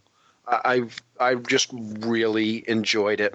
I liked the gameplay. I liked the story, and it's a really good shooting mechanic. The way they put things together and the different weapons that you get. And the wall running. I enjoyed the wall running. Believe it or not. I mean, I think you mentioned that you thought that they carried on with it a little too long. I thought they milked it a little. Yeah, but I mean that's part of it. I enjoyed it. I mean, I can see one part where probably right near the end, where the wall running was pushed a little bit, but I still enjoyed it. And it filled in the story, and at times I'm like, what the hell is going on? And then it kind of would piece together a little more. And I mean, it's not like it's a puzzle game that you got to figure it out, but I enjoyed that story. So. And the gameplay just really made it worth it. So it's too bad this game didn't sell as well as it should have. They truly released this at the wrong time. Because otherwise, if they had released this during a lull, I think it would have killed. Because it was just a lot of fun to play, unfortunately. And so by finishing that, I have been saying for a long time, I've had Shadow of Mordor, Game of the Year edition, I've got it on the PS4 and the Xbox, but I had the Xbox going, so I fired that up and I started playing, and I probably played maybe 40 minutes. So I haven't gotten too far into it, but I am experiencing the Nemesis engine pretty good. These orcs killing you, man, you've got to be pretty stealthy in the beginning here because I'm just getting owned. I got one, and the next thing I know, I got 4 of them around me, and they're killing me. But I'll tell you, it satisfies that hack and slash. I don't know if later on, if it goes more in a line of, maybe For Honor or whatever. But I think For Honor is probably the more in-depth. But I got to get back into Mordor myself. I haven't never finished that, and I really enjoyed it. Yeah, I mean, I'm enjoying it. And then, I mean, they give you a pretty good story. You really got to pay attention to the cutscenes and also what you're doing. So, the decisions that are made. And so when I get a little further into that, I'll talk about that some more. But I have gotten into that. And then the last thing is Tom Clancy's Ghost Recon Wildlands beta. Fired that up, played that for probably an hour and a half, 2 hours today to try and get a feel for it. Have you played this at all? Anybody else? I have. Yeah, I haven't played as long as you, but I've played maybe about an hour or so, and I don't have any complaints so far. I mean, I haven't got too far into it. It seems pretty straightforward from where I'm at. Have you driven any of the vehicles yet? Oh, yeah, fine. No problems. Have you tried a motorcycle? No, I just tried the Jeeps, because you got to go with all 4 guys, right? And have you gone off-road? No, I stay to the roads. Okay, go off-road, I follow and you will the path, be like, Jay. what the fuck? But there's like a yellow arrow or a yellow path that lights up where you need to go. Yeah, no, I do that. I felt no need to go off-road. Yeah, instead of following the road, I go as the crow flies. And it's literally as the crow flies, or in this case, as the car flies or motorcycle flies, because you're in a mountainous region. Area. Yeah, and it flies, and you hit rocks and stuff, man, and it is a riot. I should have recorded a couple of clips. I'll do that next time I play. But what was your impressions of the game, though? Besides trying to break it, go off road. Well, that's what I do. I break games. I mean, it's no fun if I don't. I don't know. I think I prefer Far Cry better. I think the I got a Far Cry vibe out of it for sure. Yes. Yep. It seems like a not as good Far Cry vibe. However, I did not play this with friends. And I have a feeling if you got a group of friends together playing this, and again, that always makes a game better. But I do believe that this is a game, this is the co-op game that we wanted from Far Cry. Right. I even enjoyed the three guys that go along with you. I mean, they revive you. They do, you can instruct them what to do. You're running along and you're driving in the car, and you can say, all right, start firing, and they start firing at people. It seemed like there was, what I like about games is, besides the story and environments, I like to feel like I'm being rewarded for playing, and it seems like there is a healthy, leveling up system here that you're constantly getting skills. Yeah, and picking up new weapons and all that stuff. Right, so, so I'm enjoying it, but I wouldn't say that I love it. I did run into an area where, I was just out in the middle of nowhere with my guys, and there was no icons to go to or anything, so I don't know if I had to pick what I was doing. I didn't pick a quest or something, so. Yeah, I left off where I rescued that guy and I dropped him off with the lady and some other guy in some village. Yeah, I finished that, and then I did 2 others. And then it came up, and there was a thing that says, hit A to to join a group online, to play online, which I did not do, and maybe that was my issue, and that's where I ended it. So, like I said, I'll go back in and try it some more. Hopefully I can maybe get a little bit in tomorrow night while I'm watching the Super Bowl. So cool. Yeah, that's pretty much what I played this week as well as Ghost Recon, and I played a little bit of Dead Rising 4, some more of that, and again, I'm just in love with driving around and running over the zombies.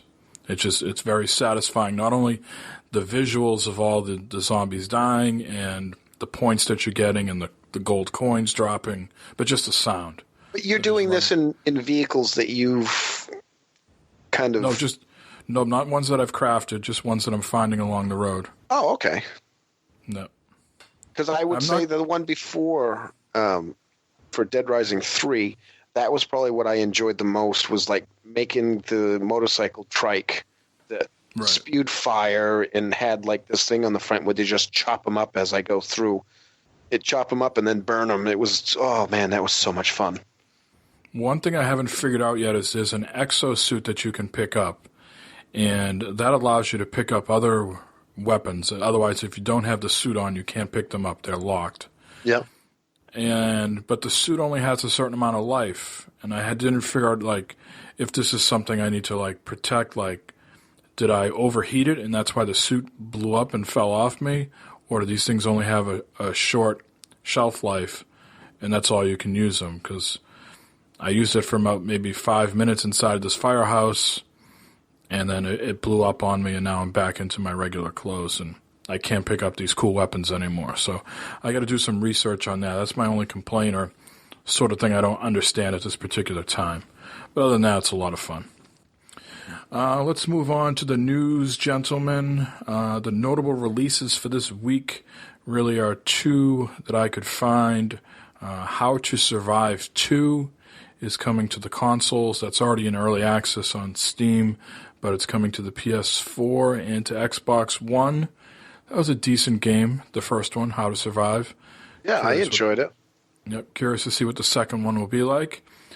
And then there is a PS4 exclusive. This is pronounced Nio. How are you pronouncing this? Decord, or Joe?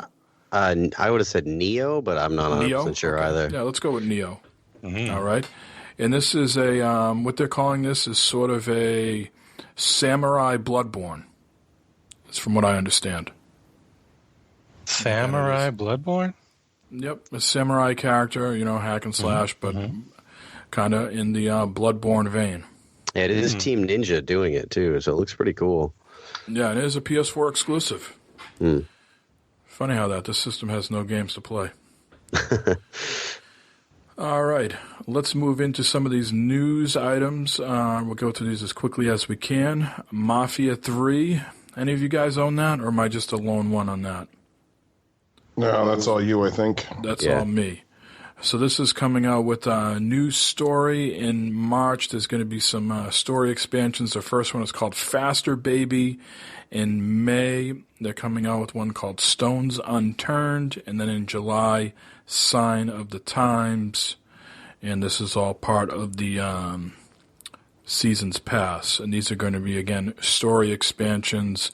And I guess they're going to be decent size as well. So I know some people have complained with Mafia 3 that this was a open world game that maybe shouldn't have been open world, and it should have just been more linear and more focused because the narrative was really good. Well, if you enjoyed the stories, there's more coming, so be on the lookout for that. Do we have any Final Fantasy guys here? Anybody play the new one yet? I don't think so, right? Final I Fantasy. haven't played the new one. I like Final Fantasy, but I haven't played the new one. I like old The new ones. one is... Sorry, go ahead. The new one is supposed to be really good. So there's going to be for 15, there's going to be Chapter 13 update. And this is going to release on March 28th alongside the previously announced episode Gladios. Furthermore, on February 21st, the game gets PS4 Pro support, limited time quest, a level cap of 120, more photo capacity, and more. So again, March 28th, we'll get the Chapter 13 update, and then February 21st gets everything else. So keep playing, keep holding on to your game. Don't trade it in yet. Anybody own it and just haven't opened it yet? Nah. No. Refresh my memory. Who played the For Honor beta besides me and Jay? Anybody else? I played the it first too. one. Not the recent one, but the first one. Oh, you played the alpha then? Sorry. I played the most recent one too. So it looks like they detailed some of the details here of the Seasons Pass. It looks like a lot of the stuff is going to be like cosmetic and heroes. Season Pass holders will have 7 days with the new heroes before they are released to the larger player base, and then they will be unlocked automatically. If you didn't buy the Seasons Pass, you can recruit the heroes by spending steel, which is the in-game currency. Season Pass holders will also have access to exclusive scavenger packs and get to play a game a week before release. But the other post-launch weapons and items will be available to everyone. Now, do you guys still have, I assume you probably still have the beta on your hard drive and your Xbox One, right?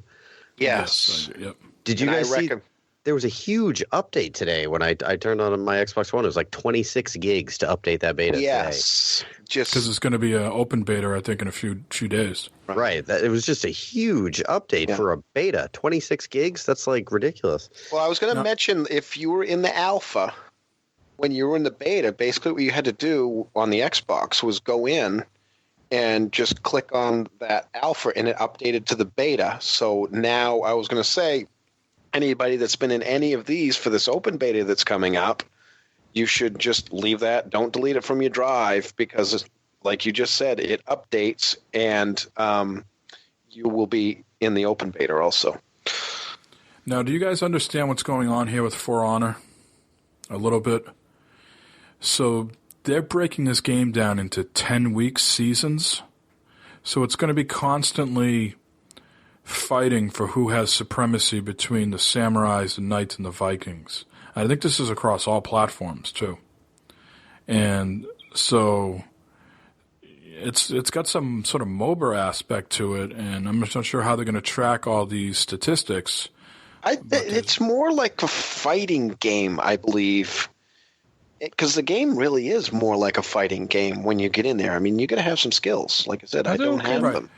But I'm saying is you pick your faction and you stick with that, and they're going to break this game. They're going to try to continuously support this game. I mean, even here with this DLC that they're saying they're breaking them down into faction war seasons. So each season will be comprised of 3 months, and we'll see the release of 2 new heroes and 2 new maps, as well as other weapons, armor, and game modes. But overall, they're going to be tallying who's coming out on top over a 10-week time period. Yeah, it's like it reminds me kind of a PlanetSide where it's like everybody's involvement is going to change how like the landscape of the game is. Like Exactly. like if you're in this faction, it'll show you how much of that faction is taking over, because it's not a real world, despite having like knights and samurais and Vikings. It's like what's the storyline? There's like some sort of like apocalypse that happens, and everybody's fighting over like valuable resources like water. Yeah, something like that. But yeah, so like the Vikings have taken over this much but you can be in any faction yet be in any of the 3 sets of heroes, which is, I don't know, it was very confusing. It's a lot to take in a beta. Like I didn't understand a lot of it. Right. It's deep, man. That's what I'm saying. It is deep, and it is, I think, going to be microtransaction heavy for people that want to buy the steel and stuff like that. But it's an interesting concept, and you know, I think a lot of times we get complacent, or this isn't any good. I like when people take chances. This to me seems to be a little different. And oh yeah. I'm curious to see where it goes. Just the combat, I thought it was like a 1-on-1 or 2-on-2 fighting game, and it seems more like a Halo or a Call of Duty style. At least the game type I played, it was like a territories style Halo or Call of Duty, but everyone has like melee, samurai style weaponry. It's and the controls are very weird. Like you use your right stick to guard certain sides, and like I don't know. I like how different it is too, and I'm still on the fence about buying it. Now, some of the podcasts that I listened to this week, some of the the people that get paid to podcast and get taken to the studios to try these games out. So some of these guys got to play the story-based stuff, and they said, for people who don't fully understand the combat or didn't grasp it in these betas, they highly encourage you to go in and play the story stuff first, because it teaches you how to do this stuff. It walks you through it. And they said it was pretty compelling stuff too. There's real characters that you can follow along with and sort of get attached to. It's not just like, here's a generic samurai guy and go complete this, mission. Yeah, that tutorial in the beta is just kind of like trial by fire. It's like, here's how to block from top, left, and right. Fucking go fight. Good luck. Yeah. So they said the story stuff is where it's at, to sort of get a little bit more experience under your belt. So I think that comes out Valentine's Day. So that's just right around the corner. Nice. Let's move over to the Elder Scrolls Online. I don't think any of us are in that at all. But they just made an announcement that the Morrowind expansion is coming out on June 6th. And if you watch the trailer for that is jaw-dropping, isn't it, Jay? Yes. So I don't know much about the Elder Scrolls Online, but I did see Twitter explode, and people were I don't know, they were really talking this up as like a great thing. And I thought for a while they had felt like the Elder Scrolls Online was going to teeter, and then they made some changes, didn't they? They got rid of this whole subscription thing. Yep, did some updates to it, and made it look better, and added a lot to it. And from what I've been hearing from the people that are playing it, they're really enjoying it. My nephew started playing it, and he's really deep into it. So I don't know. I may pick it up, especially when there's no monthly fee now. And there's a PvP part coming along with this Morrowind update, right? Yeah, so it's 30 hours of adventure in a brand new location with a new class, a new PvP mode, a new trial, and so much more. Did any of you guys ever play Morrowind for the original Xbox? No. It was one of the reasons I bought an original Xbox. This and Halo, and oh my god, I was obsessed with Morrowind for quite a few months. It's such a great game. I'd like to jump into this, and not Morrowind specifically, but the Elder Scrolls Online. But where am I going to find the time? This seems like a time sink. Oh yeah, it does. Those kind of games put me to sleep. That's the problem with it, is the time sync section of it. I mean, it's just, but being able to play, it's the closest you'll get to playing, Skyrim with your friends. Moving along, Corey, Rocket League.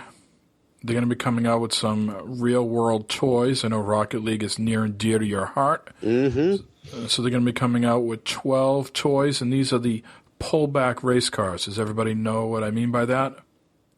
Totally. Oh, yeah. Absolutely. We're old. Oh, enough that's to like remember that's those. that's all old school stuff right there. Micro machines? And it looks like they might come with some codes for some, what do they call it, the trail, when your car races around. Yeah. Yeah. The snail trail. So, Corey, you see yourself picking up some real world Rocket League cars? I love the way they look, but like, that game is essentially just, I feel like, in the imagination of a 4-year-old with his Hot Wheels anyway. So I feel like those cars are already toys. And B, man, whenever I play, I play with a DeLorean. All these. So you only need one car. Exactly, and I already have a Hot Wheels DeLorean actually sitting right over there next to me. So I'm way ahead of the Rocket League audience as far as being an enormous baby goes. So yeah. All right. Sean, some bad news with Conan Exiles. It's been pirated because the developers accidentally removed the DRM feature.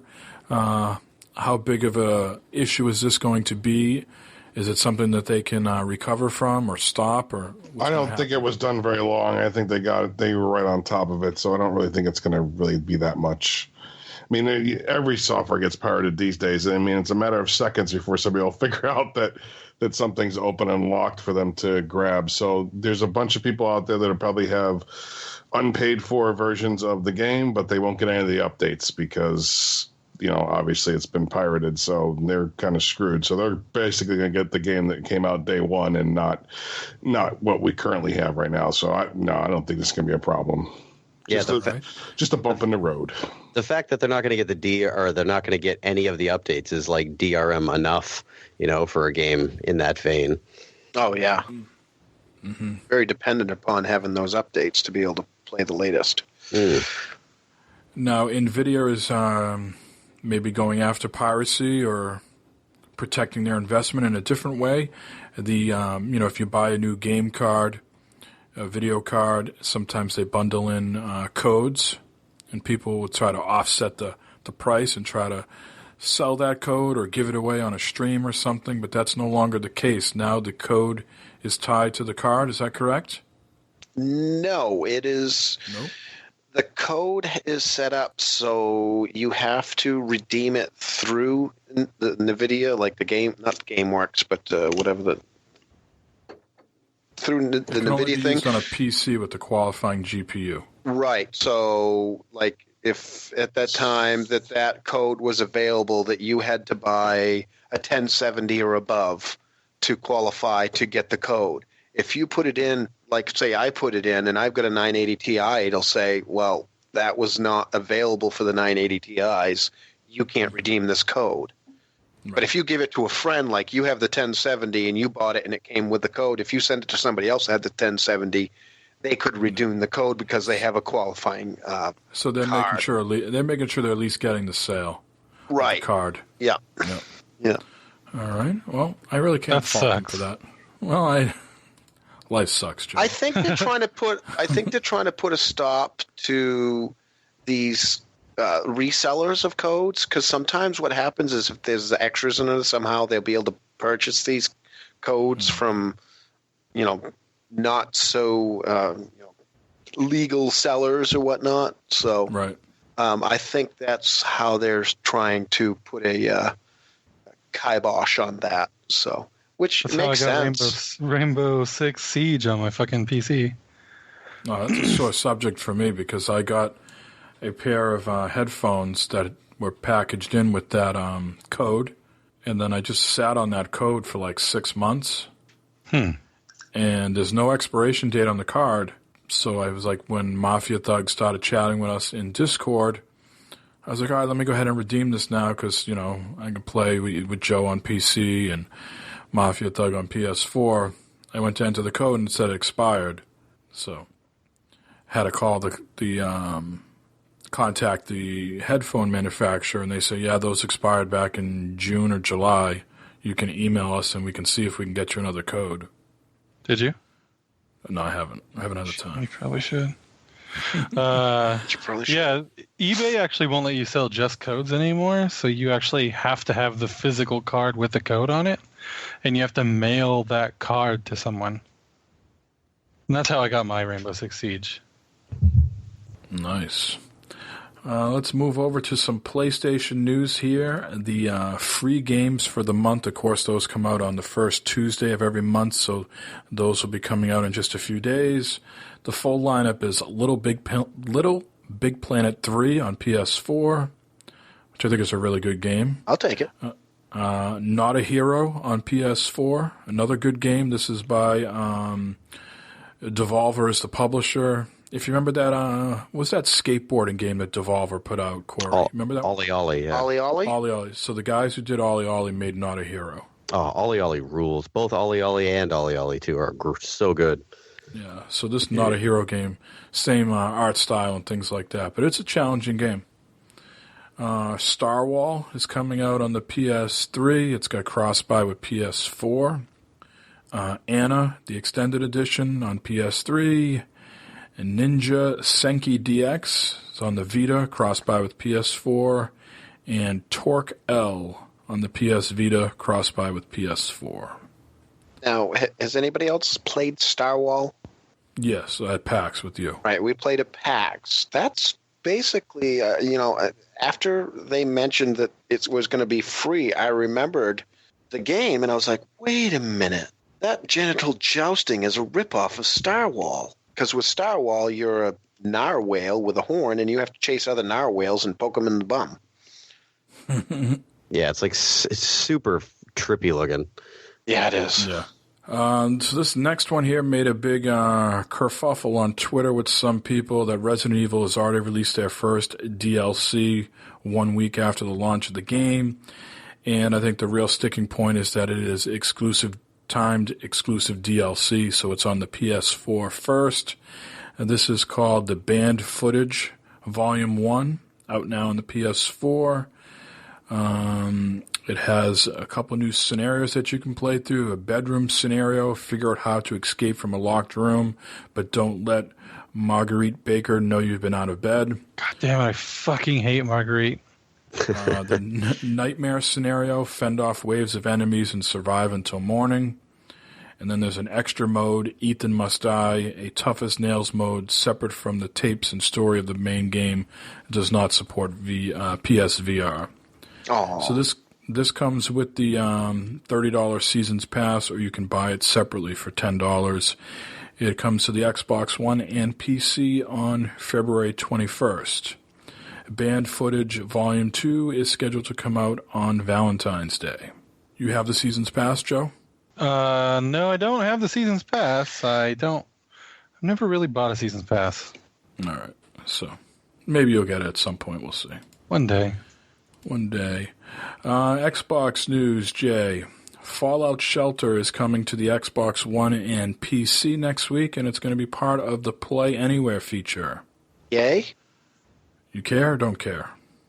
I kind of do. I think I'm not sure, but I think that it wouldn't be bad to play on the Xbox kind of as a time waster. The only problem is I don't have a lot of time to waste anymore. It is a free download. Oh, it's free?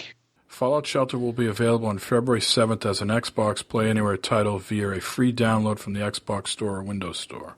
Oh, man. Oh, see, look at how quickly that changed. Yeah, I don't know if that means it's free. I don't know if that means it's free overall for everywhere. I guarantee you there is in-app purchases on that, just like there is on iOS. Right? So, right. All right, and let's wrap this up with two Nintendo things. Switch has its own place in the planet now. Do you notice that? That's how important I feel that this console is going to be. It is no longer Nintendo is no longer lumped into another category. It's now. I agree with that. Well, the audience demands a Nintendo Switch segment. Right. So Nintendo responded to criticism this week that the Switch launch was weak. Some of those who have seen this lineup have expressed the opinion that the launch lineup is weak. Our thinking is arranging the 2017 software lineup is that it's important to continue to provide new titles regularly without long gaps. This encourages consumers to continue actively playing the system, maintains buzz, and spurs continued sales momentum for Nintendo Switch. Corey or anybody else have a rebuttal to that? I mean, essentially, they're just trying to make it look like we don't have a ton going on when it first launches. We're gonna, piecemeal it out as we go. So they're putting a most positive spin on that. As far as the internet's backlash about, oh my God, the Nintendo Switch launch is so bad. Like, Nintendo launches are usually not that great. Aside from the GameCube, there aren't usually a ton of stuff. I mean, I think it's more important to have a really major first-party title like the N64 launch. That was one of the last console or Nintendo consoles to launch with a Mario game. And does anybody remember any of the other launch titles aside from Mario 64 and Pilot Wings? Like, they were all forgettable. So I think it's fine. I don't think it's that big of a deal. Of course, I'm a big Nintendo fan, so I'm looking forward to Zelda. But if, you're really into third-party titles, like, I don't know. I don't understand why you're even caring about buying a Switch. They keep adding more and more third-party titles for launch day.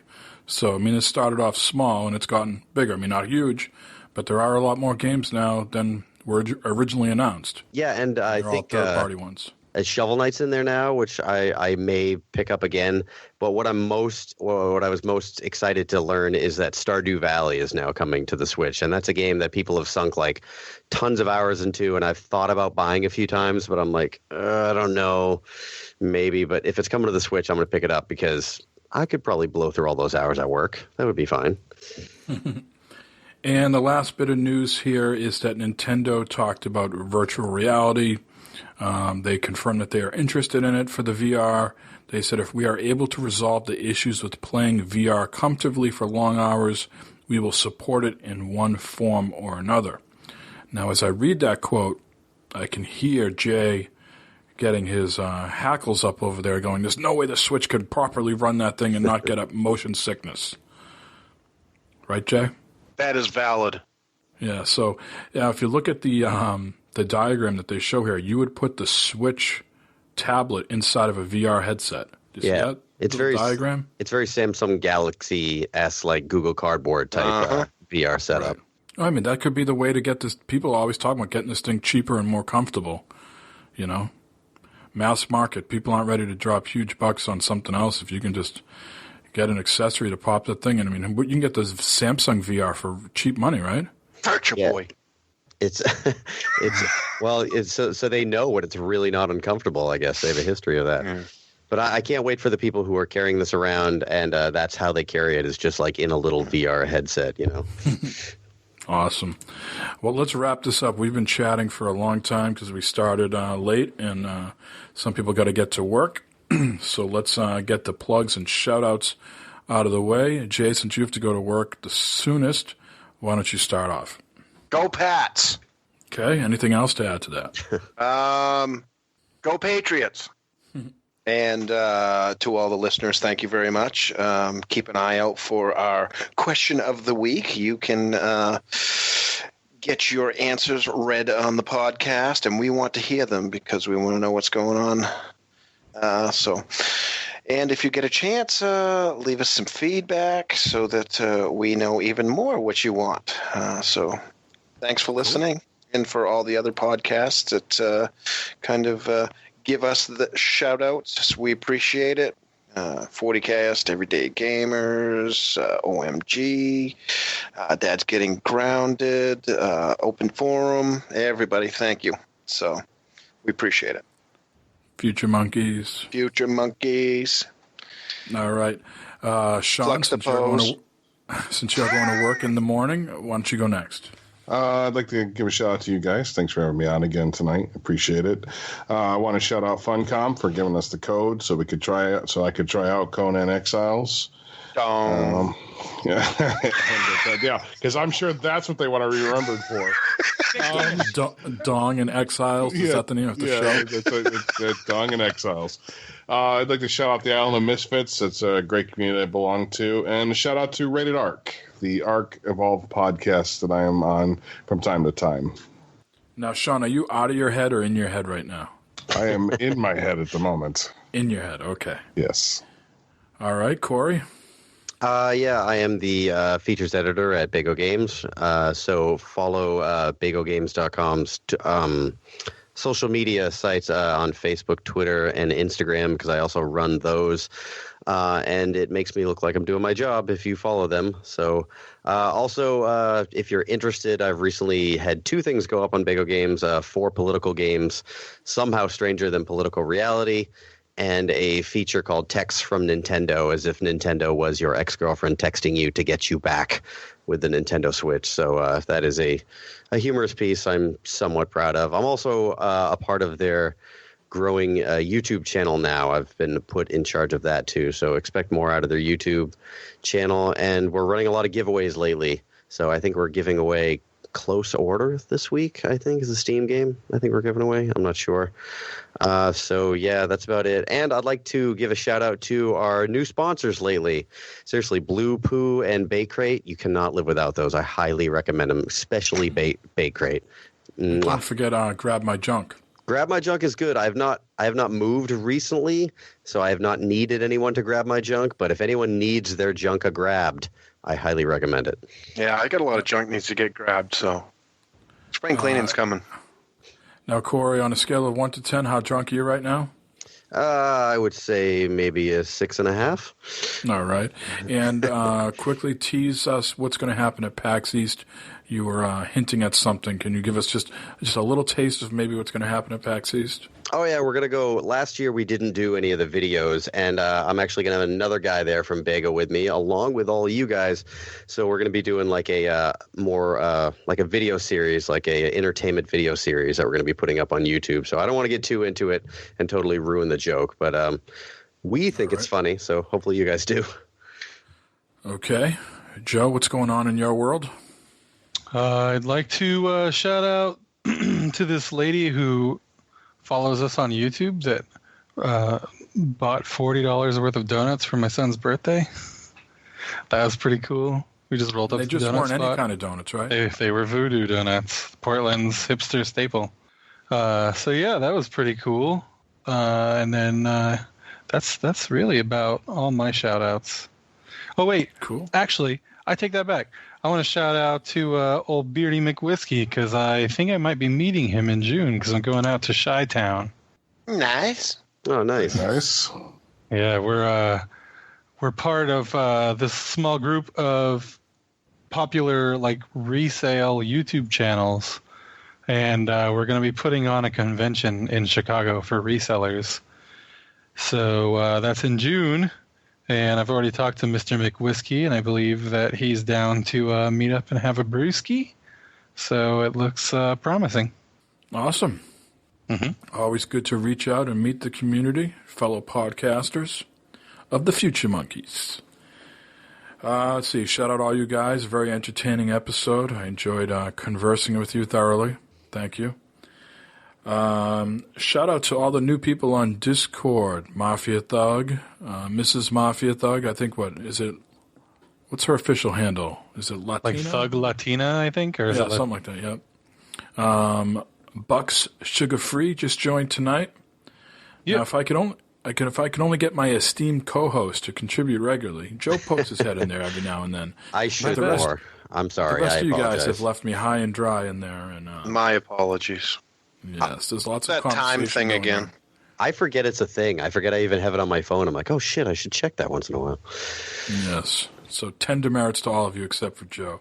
I mean, Sean lives on Discord, but he doesn't poke his head in at all. What's All right, I got like 20 channels. I'm sorry. I apologize. I don't get in there a lot. I'll get in there more often now. I told you this is the Sean. mother. This is the mothership, Sean. You know that. By I now. know. I've been a bad boy. Yes. For that, you now have to go as a what do they call the micro penis on Conan? What did you call that? Eunuch. Yeah, that's it. That's what you're gonna. That's your fate now. All right. Go back in there and edit that character. Going in right now. All right. Yeah, shout out to all the listeners. People leave us feedback places. Go listen to the other podcast. I want to apologize.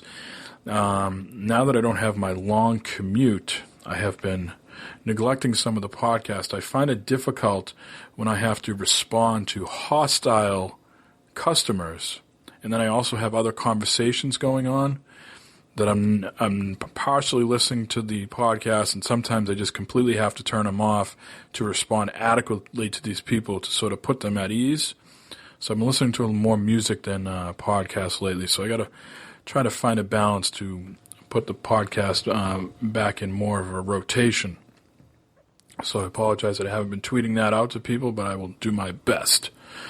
And other than that, echo Jay's sentiments. Go Patriots. Hoping for another victory tomorrow night. We'll see what happens. No promises. No promises, but go Patriots. That's right. And that being said, if everybody has gotten in all their last words, I will put in my last words. Same beta time, same beta channel. See ya! Everybody needs to believe in something. I believe I have another. High fundamental. Controllers. Right to lifers. Holy rollers. Searching for identity is clear.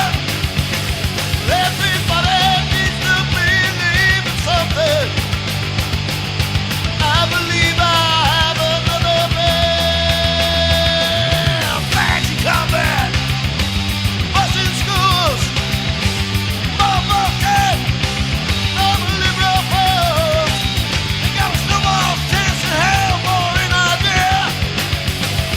Everybody needs to believe in something. And I believe I have another man. I believe I have another man. Hey, I believe I have another man. Everybody needs to believe in something. I believe. What's up, Jay? Not much, how you been? Doing good. Oh, Great. oh, really? Oh, Playing the RE7? I didn't realize Sean was in here. Oh, yeah. Mm-hmm. Forgot about that. I missed his deep breathing. It's all right. It's easily forgettable. Mike's going to be going through and editing going, what the fuck were they doing? That's making the outtakes. You're Oh, happened? guaranteed. What happened? nothing. Nothing. We're in love. Yeah, we're like a lot of love. What's up, baby?